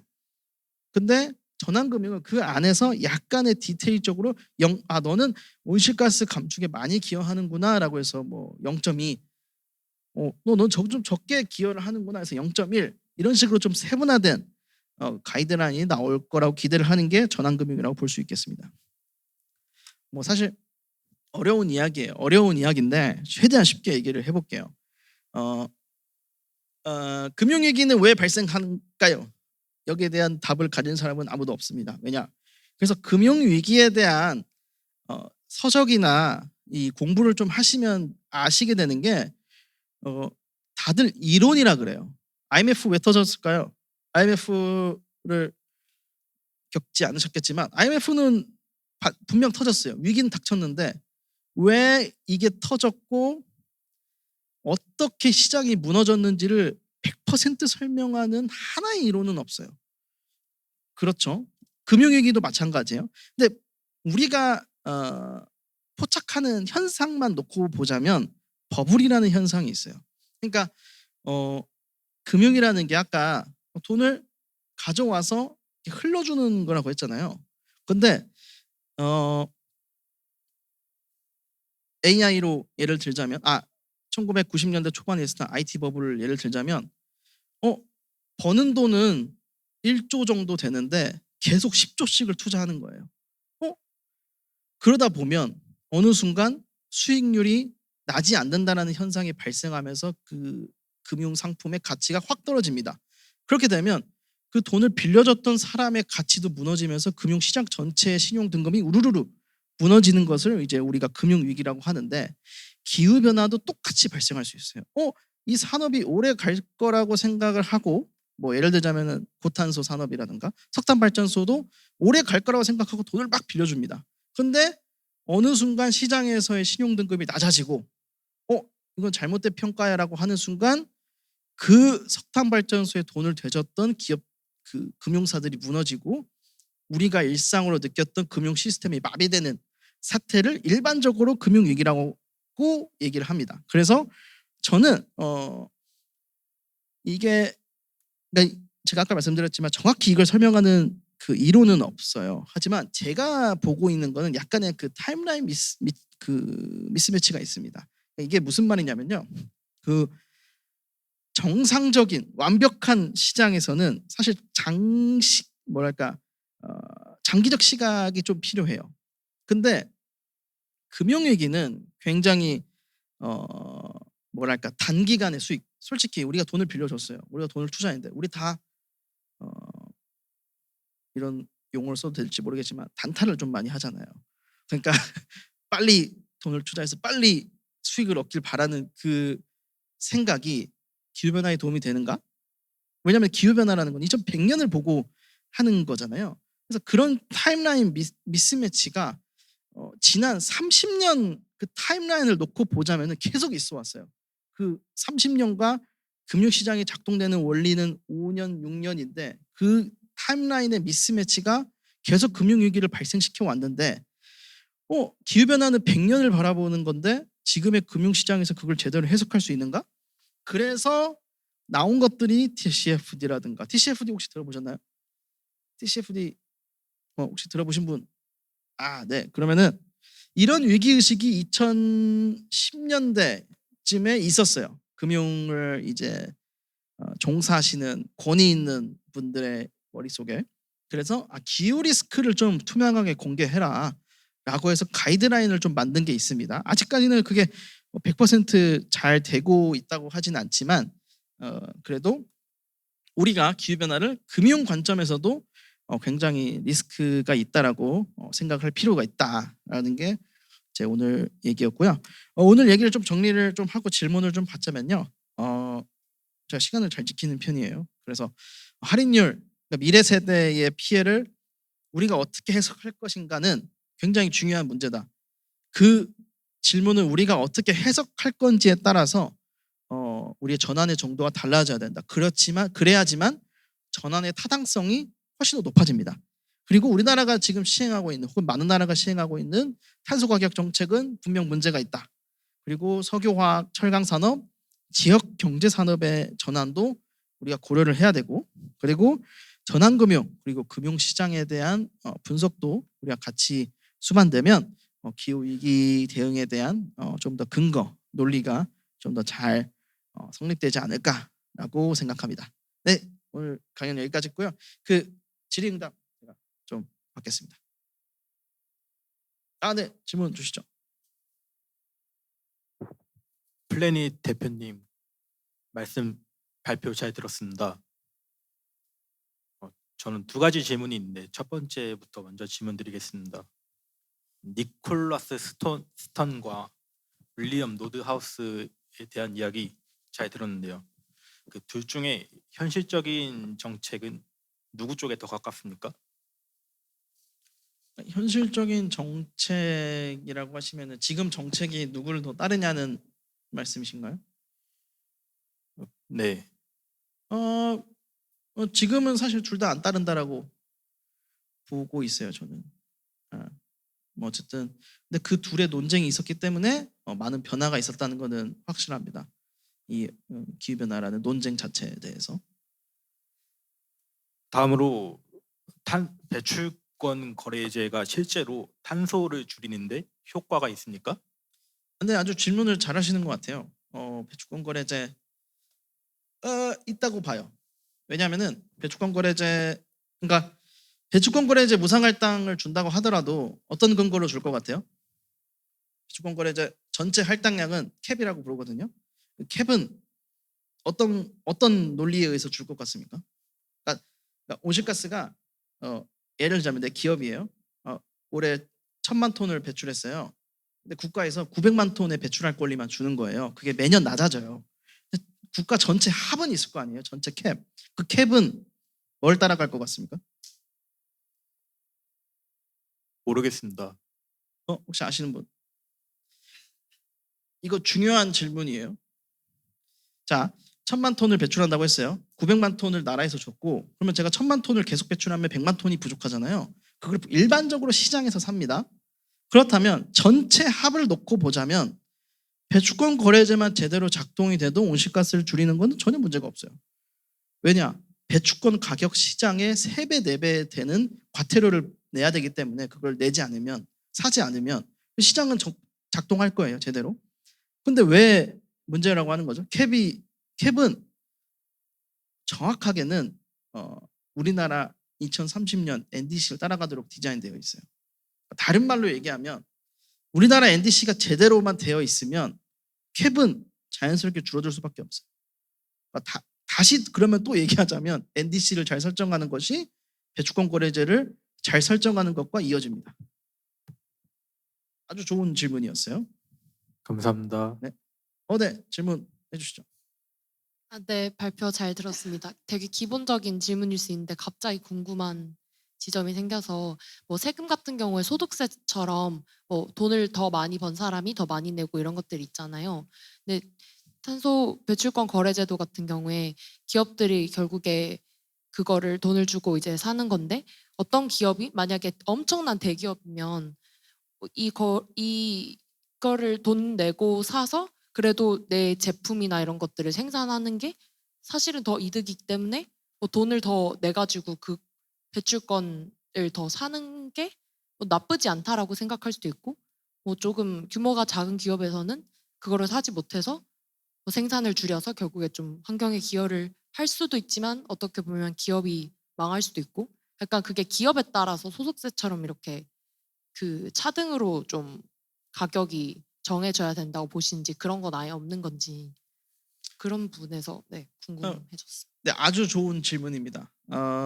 세금이라는 거는 텍세이션은 역진세가 그러니까 항상 그 사이드 이펙트가 있죠. 그런 말씀하신 것처럼. 근데 이제 저는 기후변화 이슈가 성공할 수 있었던 이유는 턴 CO2, 1톤당 뭐야? 라는 그 단위가 있었기 때문에 성공할 수 있었다고 저는 보거든요. 근데 그 턴 CO2를 깨트리고 넌 대기업이니까 좀 더 엄격하게 해야 돼 라는 근거로 삼기에는 그 큰 흐름을 아예 망가뜨리는 거라서 어려울 거라고 보고, 근데 사실 작은 기업이 안타까운 얘기지만 감축의 비용이 더 든다는 거는 국가 전체적으로 봤을 때는 감축 효율이 떨어진다는 얘기입니다. 그래서 그 작은 기업은 사는 게 맞습니다. 그게 국가 전략적으로 맞는 거고 ETS가 원하는 바예요. 엄밀히 따지면 턴 CO2라는 유닛이기 때문에 대기업이 횡패를 부린 것도 아니고 어떻게 보면은 본인들이 좋은 감축 기술을 가지고 있다라는 반증이기도 하고, 현실은 작은 기업들이 훨씬 더 감축을 잘합니다. 그래서 대기업이 많은 사는 구조로 되어 있어요. 네. 질문 또 있을까요? 네. 질문이 수준이 아주 좋은데요, 생각보다. 네. 좀 부담되는데요. 아닙니다. 좋은 강의 잘 들었습니다. 조금 동떨어진 질문일 수 있을 것 같은데, 현재 탄소 국경 조정제도와 기후와 손실 기금을 함께 보면 한편에서는 그 비용을 지불하고 또 다른 한편에서는 좀 보상을 논의하는 구조가 동시에 나타내고 있는 것 같아요. 좀 국제 정세 속에서 이러한 상반된 흐름이 그 국제기후 거버넌스에서는 어떤 방향으로 조정될 필요가 있는지 말씀을 좀 들어보고 싶습니다. 감사합니다. 어려운 질문이고 좋은 질문은 아닌 것 같지만 제가 답변을 하자면 CBAM은 우리나라 온실가스 배출 비용이 높으면 부담이 적어질 가능성이 있고요.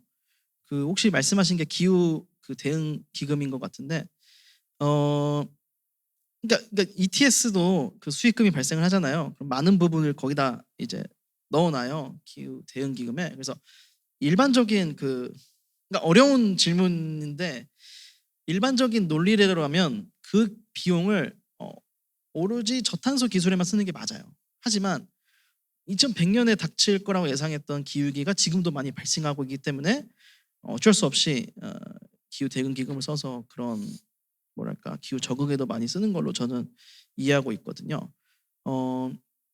그래서 일단 국제 거버넌스에 대한 논의는 그런 게 있어요. 이게 단순히 국가 안에서만 이루어지는 논의는 아니고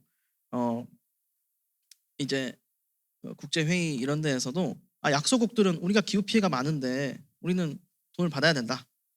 너네는 그동안 누적되어 온 온실가스가 많으니, 선진국들이 실제로 돈을 많이 지불하고 있거든요. 근데 그게 얼마냐? 라는 그 질문은 사실 정확하게 아무도 좀 답을 못 하고 있는 게 현실적인 상황이라고 저는 보고 있어요. 사실 답을 구하기가 어렵죠. 각자의 주장이 있으니까. 네. 질문이 또 있을까요? 재미난 토론이었습니다. 덕분에 저도. 네, 저희 플레딧을 약간에 홍보하자면 저희는 모델링을 주로 하는 연구소고요. 아까 해양 조금 얘기 나누던데, 저희 연구소의 가장 큰 성과가 그 IMO 페이퍼에 레퍼런스된 사례가 있어요. 그래서 저희가 트럼프가 IMO를 탈퇴하기 전에 IMO가 탄소세를 검토했었어요. 그래서 탄소세가 얼마가 적절하냐를 가지고 저희가 연구를 했었는데, 그게 이제 레퍼런스 되면서 좋은 성과를 냈었는데, 안타깝게도 시행되지 않았습니다. 미국이 탈퇴하면서. 네. 정치적인 게 가장 큰 것 같습니다. 제가 볼 때 기후 변화에 있어서. 네. 혹시 질문 더 없으시면 저는 여기까지 마무리하는 거 어떠실까요?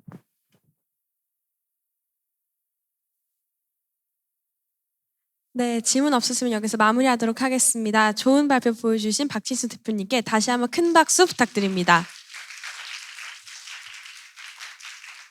지식나눔 세션의 마지막 순서로 녹색전환연구소 김주원 연구원님을 모시겠습니다. 큰 박수 부탁드립니다.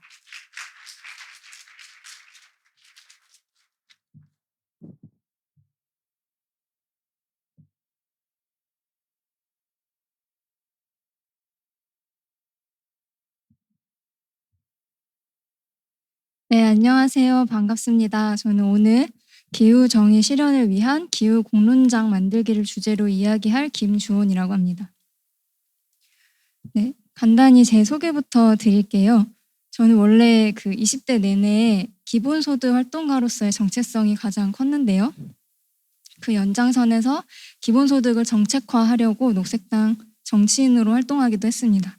이제 그러다 청소년들의 기후 운동을 통해서 기후 위기를 실감하게 됐고 큰 충격을 받았어요. 그래서 그동안 더 나은 사회를 만들기 위해서 여러 가지 활동들을 열심히 해왔는데 미래가 앞으로 존재하지 않는다면 그런 근간이 흔들리는 느낌이 들었기 때문이에요. 그래서 그 이후부터는 기후 위기라는 생존의 문제 앞에서 무엇을 해야 될까 이제 질문을 하게 됐고 기후 위기를 주제로 글도 쓰고 사람들도 만나고 연구를 하게 됐습니다. 그래서 지금은 녹색 전환연구소 기후시민팀에서 이제 시민들이 기후 공론장에 참여할 수 있는 다양한 통로를 설계하는 일도 하고요. 기후시민 연구와 교육, 기후 투표 캠페인처럼 기후 시민들과 함께 기후 정치로 세상을 바꾸기 위한 다양한 활동을 하고 있습니다. 저한테 주어진 이제 오늘 과제가 3가지 정도였는데요. 대한민국이 기후 정의를 실현하기 위한 과제가 무엇냐? 또 정의로운 전환에서 청년의 역할이 무엇이냐? 또 기후 취약계층의 현실을 이해하는 방법이 뭐냐? 너무 3가지 각각이 다 너무 큰 질문이어서 무슨 얘기를 해야 되나 굉장히 고민이 많이 됐는데요. 오늘은 이제 기후 거버넌스를 통해서 이 질문들을 같이 고민을 해보려고 합니다.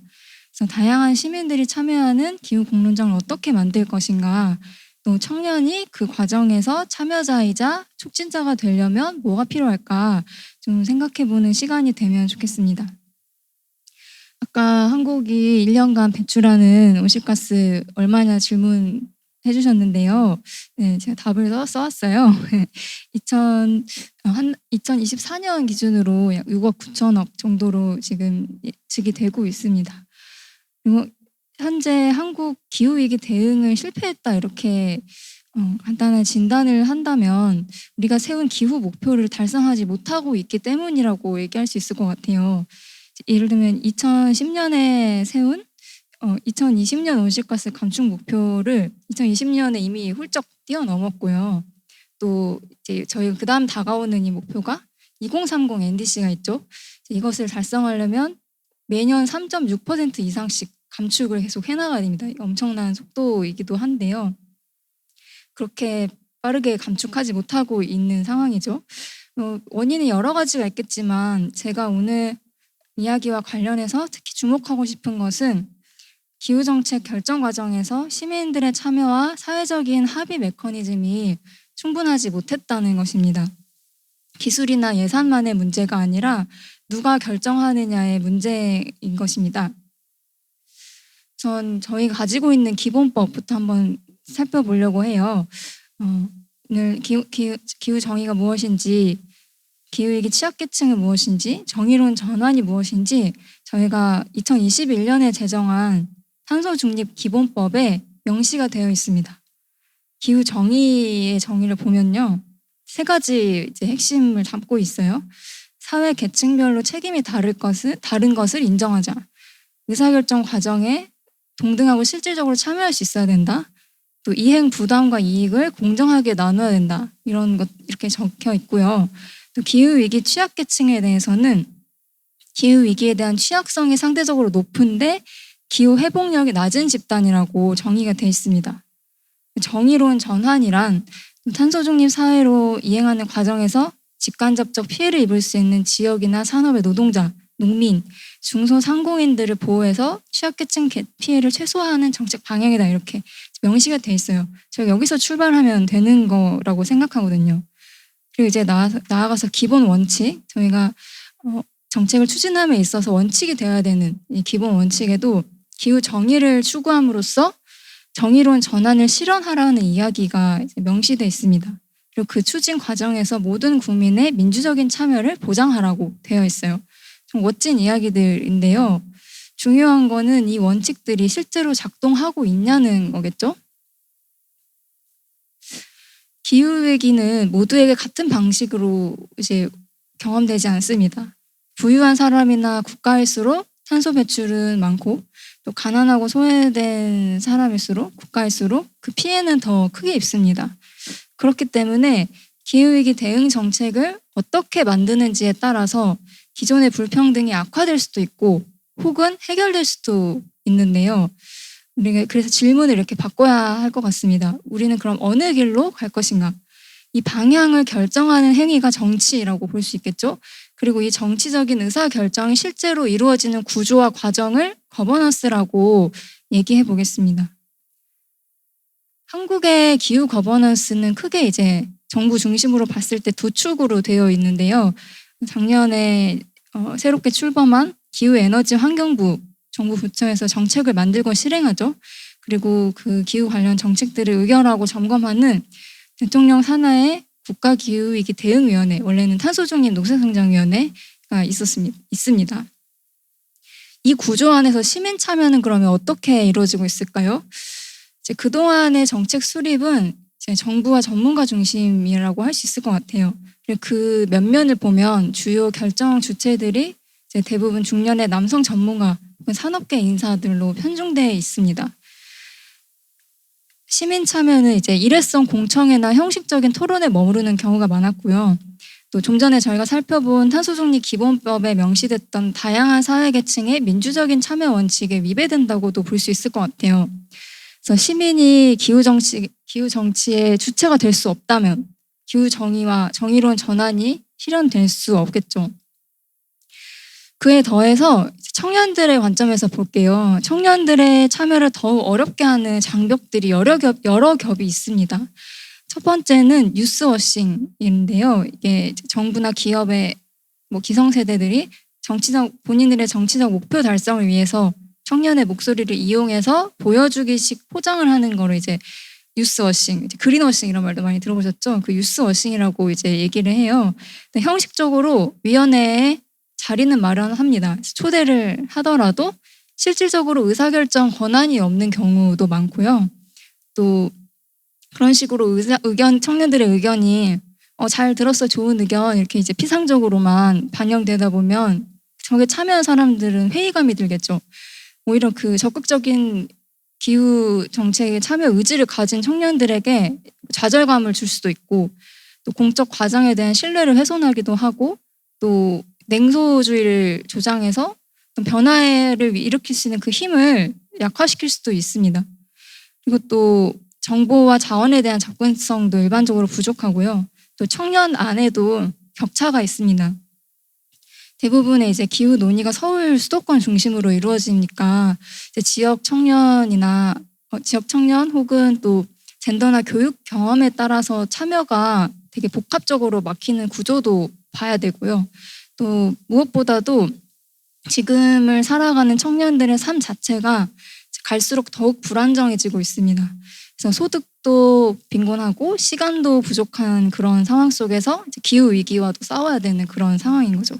그래서 기후 공론장을 더 포용적으로 민주적으로 잘 설계하고 운영하는 게 정말 모두에게 중요한데 이런 이유들로 인해서 청년들에게도 정말 절실하다고 할 수 있을 것 같아요. 그러면 최근에 기후시민 참여와 관련해서 어떤 변화가 있는지 살펴보겠습니다. 헌법재판소가 탄소중립 기본법에 대한 이제 헌법 불합치 결정을 내리면서 올해 2월까지 대체 입법을 개정을 하라고 했어요. 근데 이제 그 2월이 마감 시한이긴 했는데 국회에서는 그때 2월에 공론화위원회를 출범시키면서 2050년까지 감축 경로를 수립하라고 이제 공론의 장을 열었습니다. 그래서 전국의 시민 300명 그리고 미래세대 대표단 40명이 참여를 했어요. KBS로 이제 논의 과정도 생중계하기도 했는데요. 이제 여기서 이제 주목할 점은 시민대표단과 별도로 미래세대 대표단을 구성해서 수기 결과를 따로 냈다는 점입니다.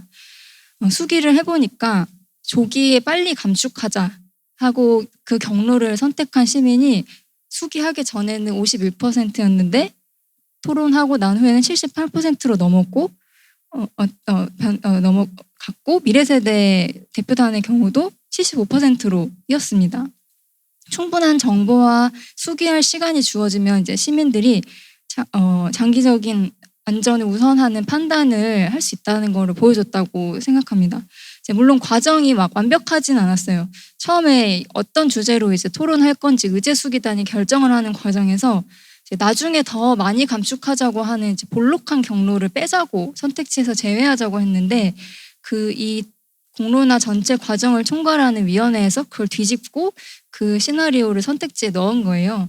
그래서 이제 여기에 항의하면서 시민단체 참여자들이 사퇴하기도 했고요. 설계 원칙이 이제 과정에서 훼손됐을 때 어떤 일이 벌어지는지 보여주는 사례이기도 했습니다. 동시에 이제 정부 차원에서도 움직임이 있습니다. 지금 국가기후위기 대응위원회가 기후시민회의를 추진하고 참여단을 선발하고 있어요. 그래서 이제 전화 오면은 선발될 수도 있으니까 잘 받아라 이렇게 공지사항 올리기도 했는데요. 여기서도 이제 청년과 관련해서 주목할 만한 설계가 있어요. 10대에서 30대 청년들에게 110% 가중치를 적용해서 구성을 한다고 합니다. 그리고 여러 가지 고무적인 점이 있어요. 이제 중앙정부 차원에서 법적인 근거를 가지고 기후시민회의가 상설화된 첫 번째 국가 사례입니다. 또 참여단의 절반이 순차적으로 교체되면서 절반 1년 임기를 가지고 하지만 그중에 절반은 1년 더 하면서 이렇게 서로 맞물리면서 그 경험을 이어가게끔 지금 설계가 돼 있고 무엇을 주제로 토론할지 그 의제도 시민들이 직접 선정할 수 있게 하는 자율성이 굉장히 많이 부여된 구조가 좀 돋보입니다. 물론 우려되는 점도 있는데요. 시민회의에서 낸 권고안에 대해서 정부가 답변해야 될 의무가 아직 법에는 나와 있지 않아요. 그래서 이제 시행령에 이것을 어떻게 반영될지 계속 지켜봐야 되는 상황이고요. 또 애초에 선발할 때 감축분과 적응분과로 나눠서 선발을 한다고 해요. 이제 그렇게 이분법적으로 이제 분과가 구분돼 있으면 어떤 교차적인 의제들이 잘 논의될 수 있을지도 좀 우려가 되기도 하고요.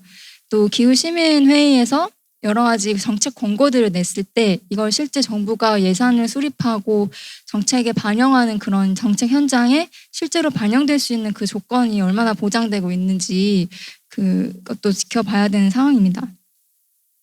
그래서 올해 2월 말에 저희 연구소를 포함해서 시민사회 7개 단체가 모여서 모두를 위한 기후시민의회라는 행사를 열었어요. 이제 정부의 계획이 구체적으로 발표되기 전에 이제 한국 사회의 기후 공론장을 제대로 운영하기 위해서 기후시민의회가 필요하다라고 하는데 공감대를 형성한 이제 단체들이 함께 이 자리를 만든 건데요. 이제 그 정부 계획과 일정에 맞물리면서 구체적으로는 정부가 운영하는 기후시민회의를 어떻게 구성하고 설계할지 그 원칙을 시민 100명이 모여서 토론해서 정부에 전달하는 그런 과정으로 진행이 됐습니다. 저희가 이 행사를 기획하면서 3가지 기준을 가지고 갔어요. 첫 번째가 더 포용적인 기후시민의회. 그동안 기후정책에서 소외됐던 농어민, 지역 주민, 돌봄 노동자, 청년 등 다양한 시민들의 경험을 공론의 중심에 놓자. 그리고 더 민주적인 기후시민의회가 필요하다. 설계와 운영 자체도 민주적이어야 된다는 거. 그리고 더 영향력 있는 기후시민의회가 필요하다. 단순한 의견 수렴을 넘어서 시민이 이 과정에 참여하면서 정책의 공동 설계자로 같이 학습하고 성장하는 일종의 이제 민주주의 학교가 되는 그런 장이 필요하다라는 원칙을 가지고 이제 진행을 했습니다. 저희가 이 현장 스케치 영상을 잠깐 보여드리려고 하는데요. 영상 틀어주시겠어요?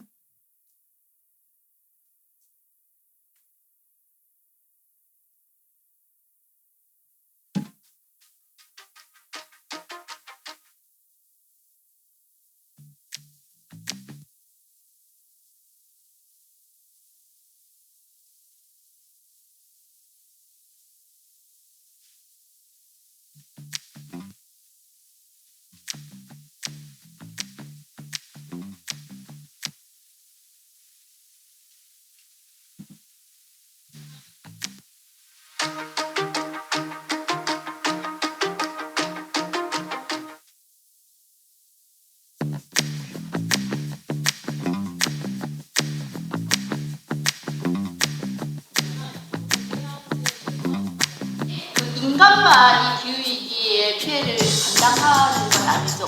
이 청년의 취지가 또 우리 나라가 기후위기를 선도하기 위해서는 무엇을 해볼 수 있을까?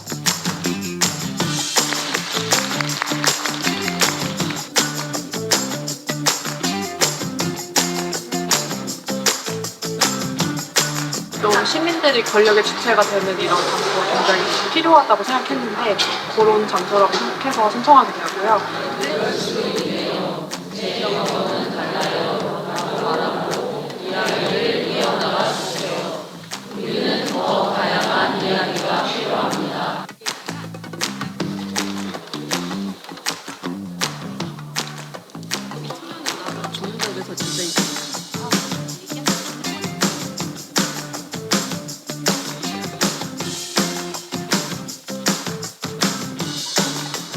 사람들이 많이 또 이렇게 모여서 한 목소리를 내는 것, 다양한 목소리를 또 이렇게 전달하는 게 가장 또 기후위기를 극복하는데 대응하는데 아주 중요한 문제라고 생각했기 때문에 또 그러한 기대감을 가지고 오늘 이 자리에 왔습니다.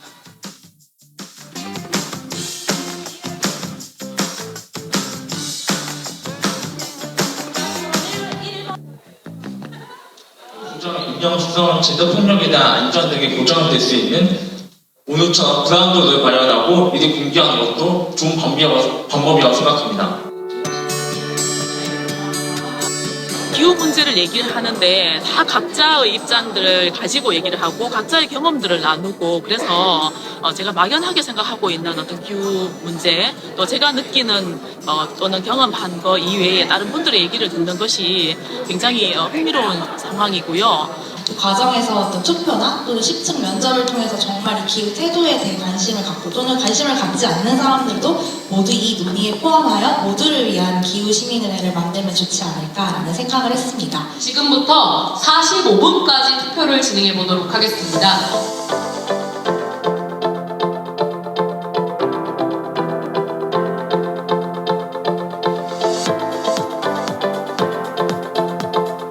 네, 그럼 접근성부터 좀 결과를 보여주시기 바랍니다. 새로운 차원 해주시면 네, 기후시민의회의 접근성을 확대하려면 무엇이 필요할까요? 네, 가장 많은 표를 얻은 게 정치적 공론장이 지속될 수 있는 비용. 앞으로도 열심히 시민들과 함께 기후운동에 열심히 매진할 것 같은 그런 에너지를 갖는 시간이었습니다. 고맙습니다. 그런 논의들이 지역에서도 마을에서도 이런 농민들과도 이어질 수 있도록 노력하겠습니다. 감사합니다. 모두를 위한 기후시민의회!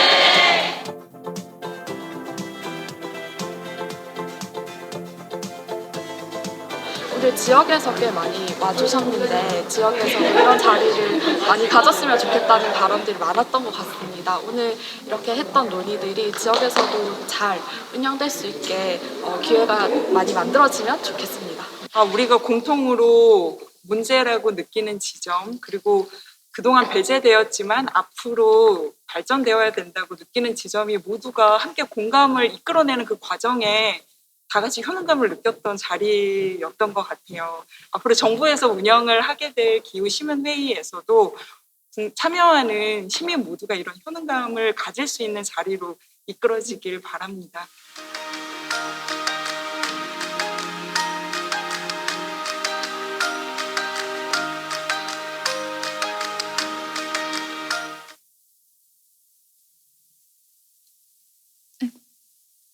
네. 지금 보신 것처럼 이 기후 공론장은 기후 취약계층이 직접 목소리를 내고 또 그 경험이 정책의 내용을 바꾸고 그럼으로써 이제 다양성, 형평성, 포용성 원칙을 기후 정책에 반영하기 위한 아주 효과적인 통로가 될 수 있습니다. 이 다양성, 형평성, 포용성의 영문 앞글자를 따서 DEI라고 부르기도 하는데요. 트럼프 대통령이 재선 임기 시작하자마자 미국 연방 정부 내에 있는 DEI 프로그램과 정책을 이제 전면 폐지하라고 하면서 이제 더 유명해지기도 했는데요. 이 다양성이라는 거는 다양한 배경의 시민이 실제 경험과 목소리를 반영할 수 있도록 대표성을 보장하는 것을 이야기하고요. 형평성은 기계적으로 동일하게 대우하기보다는 구조적인 불이익을 보상하는 적극적 조치로 공정한 결과를 만드는 것입니다. 그리고 포용성은 다양한 시민이 의미 있게 실제로 기여할 수 있는 조건을 만드는 것입니다. 저희는 이 원칙을 이제 구체적으로 실현하기 위한 방안을 논의하기 위해서 접근성, 대표성, 역할과 권한, 성평등, 수기를 위한 조건, 의제 설정이라는 6개의 분과를 구성해서 토론을 했습니다. 이제 분과 이름만 들으면 추상적으로 느껴지실 수도 있는데 실제로 각 분과에서 토론한 질문들을 한번 볼게요. 접근성 분과에서는 이런 질문을 던졌습니다. 이 자리에 오기 가장 어려운 사람을 한 명 떠올려 본다면 누구일까요? 또 참여 신청 단계에서 이미 탈락하게 되는 조건은 무엇일까요? 여러분이 이 자리에 오기까지 가장 큰 고민은 무엇이었나요? 그 고민이 해결된다면 더 깊이 있게 의견을 낼 수 있을까요? 또 대표성 분과에서는 이렇게 물었습니다. 기후정책의 영향을 가장 크게 받지만 지금 논의에 없는 사람은 누구인가요? 또 대표성을 숫자가 아니라 의미 있는 참여로 보려면 무엇이 필요할까요?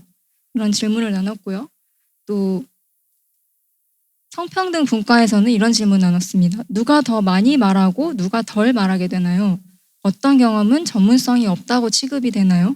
또 젠더 관점이 빠진 기후정책은 어떤 문제를 낳았나요? 그 외에도 이제 시민들의 제안이 시민의회 안에 멈추지 않으려면 어떤 권한이 필요한지, 또 수기를 가능하게 하는 핵심 조건은 무엇인지, 또 지금까지 기후공론장에서 배제되거나 주변화됐던 의제는 무엇이었는지, 기후시민의회가 반드시 다뤄야 될 핵심 의제가 무엇인지를 두고 대화를 했습니다. 이제 그 결과로 현장에서 이제 투표로 도출한 핵심 제안들인데요. 자세한 내용은 빠띠 플랫폼에 아카이브 되어 있으니까 더 궁금하시면 참고해 주시기 바랍니다. 기후 공론장을 포용적으로 설계한다는 것은 결국에 어떤 관점을 공론장 안에 가져오느냐의 문제이기도 한데요. 작년 9월에 여성활동가 연구자 40명과 함께 NDC의 젠더 관점을 반영하기 위한 워크숍을 열었습니다. 일상이나 활동 영역에서 기후와 젠더 불평등이 겹치는 순간들을 고민해보고 또 NDC의 젠더 관점이 반영된다는 게 실제로 무엇을 의미하는지를 질문을 했는데요. 왜냐하면 이 국가 온실가스 감축 목표, 이 NDC는 기후 대응에 있어서 성평등을 진전시키기 위해 아주 중요한 도구가 되기 때문입니다. NDC는 단순히 몇 % 감축 이렇게 숫자만 적어내는 게 아니거든요. 어떻게 감축할지, 감축 과정에서 무엇을 중요하게 여길지 작성하는 종합적인 계획안이에요. 그래서 이제 인터넷에 올라와 있는 것 보시면은 여러 페이지짜리 문서로 되어 있거든요. 이 NDC의 젠더 액션 플랜과 같은 계획을 포함하면 국가 차원에서 성인지적인 기후 행동을 이행해야 될 의무가 생깁니다. 그런데 이제 다른 나라들과 달리 한국은 2030 NDC에도 또 작년에 제출한 2035 NDC에도 여성과 소수자 혹은 젠더 관점에 대한 계획이나 언급이 없습니다. 원론적으로 젠더 관점이 중요하다고 말하는 거는 쉽지만 사실 구체적인 내용을 만들려면 그 영향을 받는 사람들이 직접 자기 경험에서 출발해서 그 정책과의 접점을 찾아야 되거든요. 그래서 이제 그것을 시도해보는 출발점으로 이런 워크숍을 이제 시작해본 것이고요. 그 참여자 한 분이 이렇게 얘기를 하셨어요. 이제 젠더 관점에 대해서 이야기를 하다 보면 필연적으로 다양한 소수자들, 지역민, 이주민, 청년, 장애인, 성소수자 등 다양한 소수자들의 이야기가 나온다는 것을 확인했다. 그래서 NDC 논의에 젠더 관점이 꼭 들어가야 한다는 걸 느꼈다. 이렇게 소감을 말씀해 주시기도 했어요. 이게 이제 교차성이라고도 얘기할 수 있어요. 젠더 관점이 단순히 여성만의 관점이 아니라 젠더 관점은 이제 사회가 어떤 특정한 삶만을 옳다, 특정한 삶을 정상이라고 인정하는 그 문화나 제도를 비판적으로 보게 해주는 도와주는 관점입니다. 그러다 보니까 다른 소외 복잡한 이제 교차되는 소외나 배제의 문제도 함께 볼 수 있게 됩니다. 저희가 워크숍하고 그 다음날 국회에서 2035 NDC 대국민 공론화 토론회가 열렸는데요. 사진을 보시면은 패널 성비를 보시면 거의 전원이 남성입니다. 그래서 이 공론화 토론회 내내 이제 비슷한 모습을 계속 볼 수 있었는데요. 왜 이런 문제의식이 필요한지를 잘 보여준다고 할 수 있을 것 같고요. 이제 한번 보이기 시작하면은 계속 보일 겁니다. 그래서 저는 이제 이런 감수성과 감각이야말로 기후위기 시대의 청년이 가진 가장 중요한 자원이라고 생각을 하는데요. 이제 청년을 이제 기후위기의 피해자로 많이 얘기를 하죠. 탄소를 배출한 기간은 짧지만 이제 그 피해와 감축 부담을 가장 오래 안고 살아가야 될 세대이기 때문인데요. 또 교육이나 취업이나 주거와 같은 그 주거 마련, 이거 노후 대비 이런 여러 가지 삶의 전환점마다 기후 위기가 이미 이제 상수로 들어와 있는 세대이기도 합니다. 그런데 한편으로는 이 청년 세대는 기후 위기를 환경의 문제로만이 아니라 노동, 젠더, 불평등이 얽혀있는 이 교차성의 문제로 인식하는 감수성도 가질 수 있는 세대라고 생각합니다.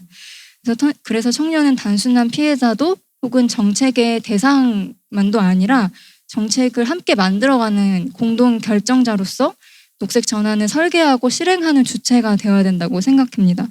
그래서 기후 정책에 있어서 기후 정의와 포용성을 요구하는 감시자가 될 수도 있고요.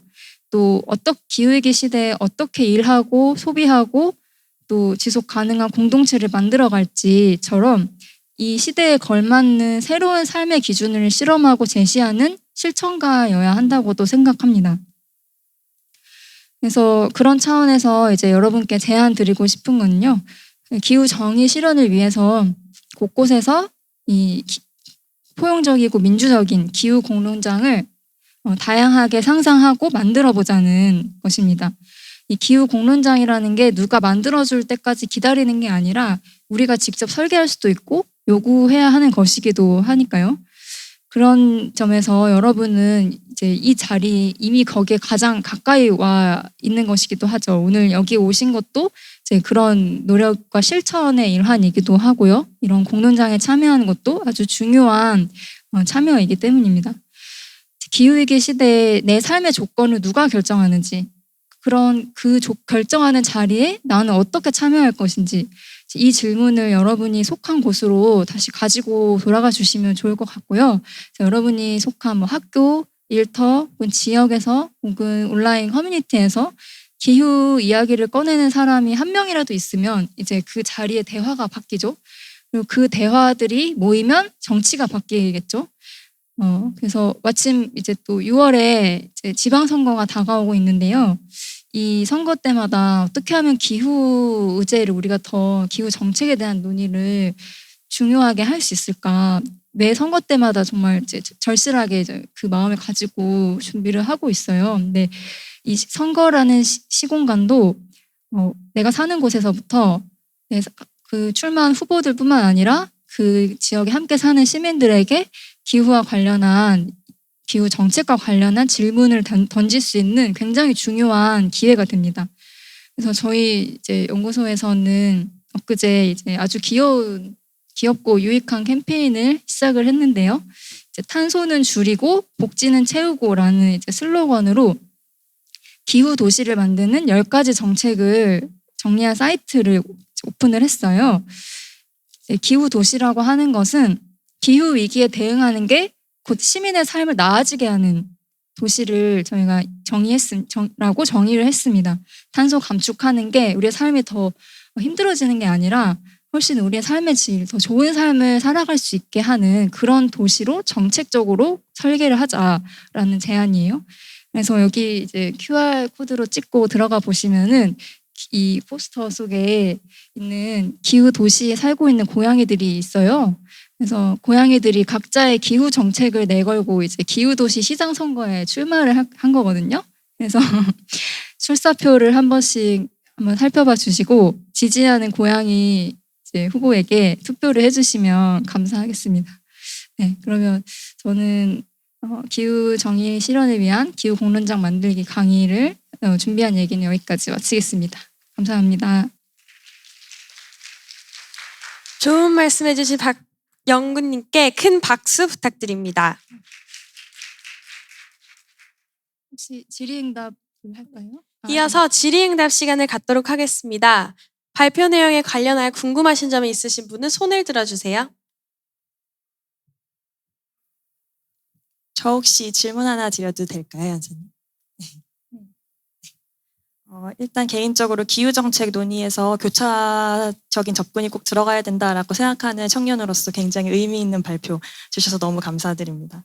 제가 드리고 싶은 질문은 아무래도 이런 교차적인 접근을 반영하는 과정에서 고려해야 될 요소가 좀 많아지면서 의사결정 속도가 느려진다라는 한계도 또 직면을 할 수 있는 것 같아요. 그래서 그런 의미에서 교차성을 좀 훼손하지 않으면서도 효과적인 그런 교차성을 담보한 기후 정책의 어떤 실행력을 확보하기 위한 어떤 접근 방식을 한번 여쭤보고 싶었습니다. 네, 너무 저도 공감되는 지점을 말씀해 주셨는데 사실 좀 역설적인 측면이 있는 것 같아요.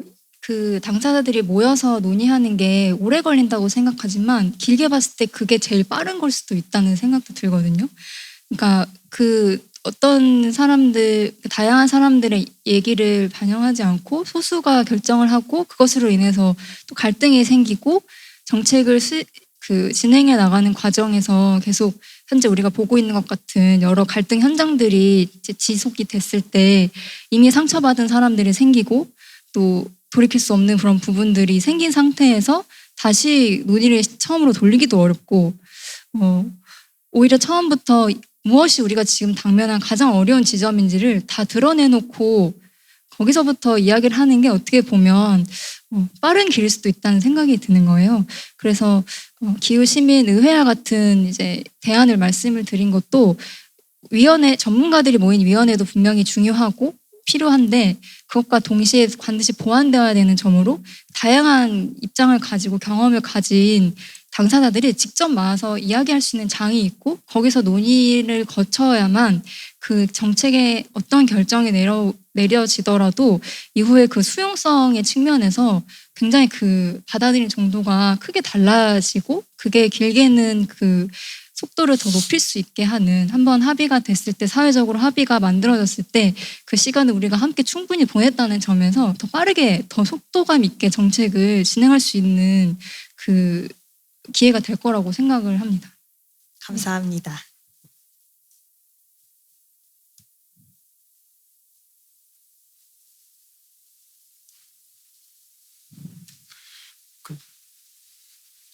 젠더 이슈부터 기후까지 폭넓게 발표해 주셔서 잘 들었습니다.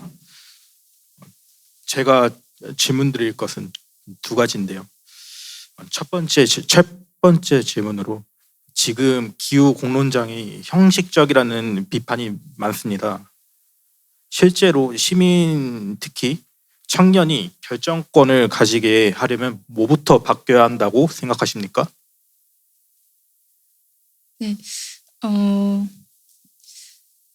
가장 뭐가 제일 우선이다 이렇게 바로 정답을 알지는 못하고요. 네, 오늘 제가 다뤘던 이제 청년의 삶의 문제, 근본적인 청년들의 삶의 문제에서부터 일단 이 기후 거버넌스가 왜 중요한지 오늘과 같은 자리에서 우리가 같이 공감대를 만들고 내가 참여할 수 있는 그런 공론장이나 기후 거버넌스 장이 있을 때 적극적으로 참여해보는 거 정말 중요하다고 생각해요. 근데 막상 참여했을 때 그 기존의 구조를 바꾸거나 거기서 나의 이야기가 바로 반영이 되지 않을 수도 있어요. 저희 뉴스워싱과 같은 그런 일이 계속 만연하기 때문에 그렇지만 그런 경험을 내가 해보고 또 거버넌스에 참여한 경험을 쌓고 또 그 외에 거기서 얻은 다양한 정보들을 가지고 또 기후 공론장을 내가 직접 만들어보고 거기서 모은 의견들을 또 정치권이나 정책 결정자들한테 전달하고 이런 여러 가지 시도들도 가능하거든요. 그래서 이 거버넌스 참여를 너무 어렵거나 내가 가도 될 자리인가 이렇게 생각하기보다 일단은 관심을 먼저 갖는 거 그리고 기후시민회의가 이번에 시작되는 것도 이제 관심을 가지고 계속 보는 거 이게 사람들이 또 관심을 많이 가져야 그 정책 자체도 힘을 받고 이제 계속 나아갈 수 있고 더 확장될 수도 있는 거거든요. 지금은 이제 중앙정부 차원에서만 이제 시작이 되겠지만 저는 나아가서는 이제 경기도에서도 자체적으로 기후 도민 총회를 하는 것처럼 지자체마다 굉장히 그 기초 지자체까지도 이런 기후 공론장이 이제 생겨나야 된다고 생각해요. 그래서 그 해당 지역에 아주 구체적으로 필요한 정책들을 논의하고 이제 참여할 수 있게 하는 그 장이 필요하기 때문에 이런 것을 지방선거 정책으로 채택하라라고 이제 요구하는 것도 해볼 수 있는 여러 가지 중에 한 가지이겠죠? 그 지적해주신 유스 워싱처럼 청년 참여가 보여주기식으로 끝나는 문제 구조적으로 어떻게 끊을 수 있습니까? 그 유스 워싱이라는 점을 이제 잘 드러내는 것도 필요하다고 생각합니다. 그래서 그 자리에서 그걸 바로 지적을 하는 것도 쉽지가 않고 또 헷갈릴 수도 있어요. 이게 유스 워싱인가? 내가 지금 뭔가 이용되고 있는 건가? 내가 참여하는 얘기가 여기서 반영은 실제로 안 되면서 사진 찍을 때 청년들 앞에 세우고 그런 식으로 이제 그런 경험을 하게 되면 기분이 굉장히 아리까리하면서 그렇다고 이게 바로 그 자리에서 그렇게 지적을 하기도 굉장히 애매한 그런 혼란스러운 경험들이 많이 생기거든요. 근데 그 지점들에서 지적을 하는 것도 문제 제기를 하는 것도 중요하다고 생각하고 좀 더 구조적으로 저는 다른 거버넌스나 이런 공론장을 만드는 것도 중요하다고 생각하는데 한편으로는 기존에 있는 위원회들의 청년 참여를 획기적으로 높여라 하고 주장하는 것도 필요하다고 생각해요. 예를 들면 지금 저희가 청년정책 기본법이 있는데 거기에 청년과 관련한 정부위원회에는 청년 참여 비중을 30% 이상 하라고 하는 그런 규정이 기본법에 이제 명시돼 있어요. 근데 그럼 청년들의 삶에 이토록 지대한 영향을 끼치는 기후 위기와 관련된 사항은 청년과 관련한 사항이 아닌가 하고 질문해 볼 수 있죠. 그러면 국가 기후 위기 대응 위원회 같은 위원회에도 청년들을 30% 이상 선임하라. 청년 위원들을 이런 주장을 저는 사실 해볼 수 있다고 생각하는데 이처럼 이제 일단 참여하는 청년들의 수 자체를 좀 획기적으로 늘리고 그리고 실제로 거기서 나왔던 청년들의 의견이 결과적으로 어떻게 반영이 됐는지 실질적으로 어떤 정도로 어떤 수준으로 반영이 됐는지를 모니터링하는 것도 중요하고 어떤 면에서는 계속 그 문제의식을 가진 저희가 집요하게 계속 지켜보고 요구하는 것이 필요하다고 생각합니다. 답변 잘 들었습니다. 감사합니다.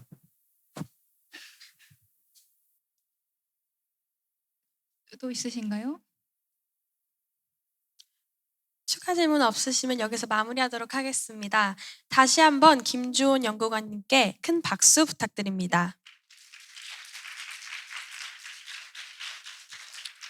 오늘 연사분들을 통해 기후위기를 바라보는 다양한 시각과 현장에서의 고민에 대해 들을 수 있는 시간이 되셨길 바랍니다. 귀한 경험과 인사이트를 나눠주신 이 연사분들께 큰 박수 부탁드립니다. 다음으로 넘어가기 전에 한 가지 참고 안내 말씀드리겠습니다. 여러분이 지금 착용하고 계신 명찰은 7월에 열리는 서울 엘코이에서 재사용되는 명찰이므로 룸을 나가실 때 반드시 앞쪽에 반납해 주시기 바랍니다. 번역기기 반납 요청도 다시 한번 드리겠습니다. Please make sure to return interpretation device after you are finishing using them. Thank you for your cooperation. 오전부터 쉼없이 달려오다 보니 어느덧 오늘 행사의 절반을 지나고 있습니다. 그만큼 이 자리에 계신 여러분의 기후위기에 대한 진지한 고민과 열정을 볼 수 있었습니다. 이제는 잠시 속도를 조금 늦추고 다른 방식으로 기후환경을 생각해보는 시간을 가지고자 합니다. 바로 진행될 프로그램은 바다에서 수거된 폐요리를 활용한 업사이클링 바다요리 그립톡 만들기 활동입니다. 업사이클링 활동이 가진 철학적 의미에 대해 엘코이 운영진 서윤님께서 한마디 해주시겠습니다. 네, 이 활동 진행하기 전에 한번 이 활동의 의미를 같이 생각을 해보고 진행하면 좋을 것 같아서 제가 잠시 짧게 한 말씀 드리고자 이 자리에 섰습니다. 네, 제가 말씀드리고 싶은 것은 우리가 함께하는 이 업사이클링 활동이 단순한 만들기 체험을 넘어서 소비에서 돌봄으로 시선을 전환해보는 실천으로 한번 생각되면 좋겠다는 점인데요. 이 점을 설명하기 위해서 독일의 철학자이자 문화 비평가인 발터 베냐민의 관점을 짧게 나누려고 합니다. 발터 베냐민은 현대 사회에서 사람들이 사물과 어떤 관계를 맺는지 깊이 고민한 사상가입니다. 그는 사물을 단순히 사고 파는 상품으로만 보지 않았고 사물 안에 시간이 지나온 흔적, 그리고 남겨진 역사, 고유한 존재감이 담겨 있다고 보았습니다. 베냐민의 중요한 개념 중 하나는 아우라라는 개념인데요. 어떤 대상이나 사람이 저 사람이 되게 아우라가 있다, 저 대상이 되게 아우라가 넘친다라는 말 들어보셨을 겁니다. 아우라는 어떤 대상이 지나온 시간과 맥락 속에서 갖게 되는 고유한 분위기나 존재감을 뜻합니다. 쉽게 말해 어떤 물건은 단순히 기능만 가진 것이 아니라 그 안에 시간의 흔적과 이야기, 정체성을 품고 있다는 뜻입니다. 이 관점에서 보면 오늘 우리가 다루는 업사이클링 재료도 단순한 폐기물이 아닙니다. 한때는 버려졌지만 그 안에는 여전히 지나온 시간과 흔적이 남아있고 우리의 손을 거치면서 새로운 의미를 얻게 됩니다. 물론 여기서 한 가지는 분명히 인정할 필요가 있습니다. 업사이클링 제품이 항상 환경적으로 더 낫다고만 말할 수는 없는데요. 어떤 경우에는 새로운 가공, 포장, 운송, 마케팅이 추가되면서 오히려 또 다른 소비를 부추기기도 합니다. 그래서 업사이클링이 자동으로 친환경이라고 말하는 것은, 단순화하는 것은 조심할 필요가 있습니다. 그럼에도 불구하고 오늘 이 활동이 의미 있는 이유는 업사이클링이 적어도 우리에게 사물을 대하는 태도를 다시 묻게 하기 때문입니다. 가진다는 것은 단순히 내 것을 하나 더 늘리려는 것이 아니라 버려진 것을 시간에 이어받고 그 가치를 다시 지속시키려는 책임 있는 관계를 맺는 경험, 소비에서 돌봄으로 시선을 전환해보는 이 실천의 시간이라는 것을, 그리고 이것이 사물을 넘어서서 인간 그리고 비인간 존재까지 확장이 된다면 이 돌봄의 시간을 우리가 어떻게 가지고 의미를 부여하면 좋을까, 그것을 고민해보는 시간이 되었으면 좋겠습니다. 감사합니다.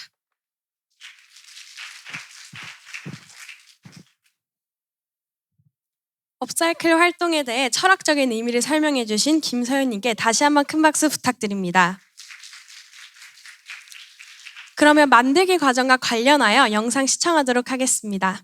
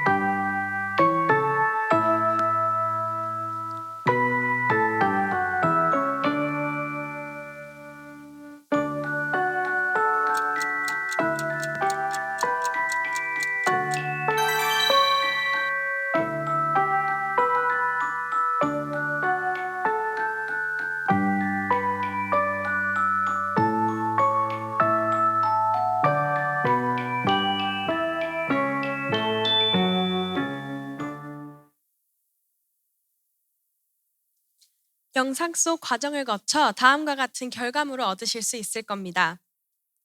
버려진 자원이 새로운 형태로 쓰임을 얻는 과정을 직접 경험해 보시면서 우리의 일상 속에서도 실천할 수 있는 변화의 가능성에 대해 자연스럽게 생각해 보시는 시간이 되길 바랍니다. You will see the process in the video and creative finished product. Through this upcycling activity, we hope you can experience how waste can gain new value and reflect on changes we can make in daily life. 그럼 지금부터 책상에 놓여 있는 키트를 활용하여 만들기 진행해 주십시오.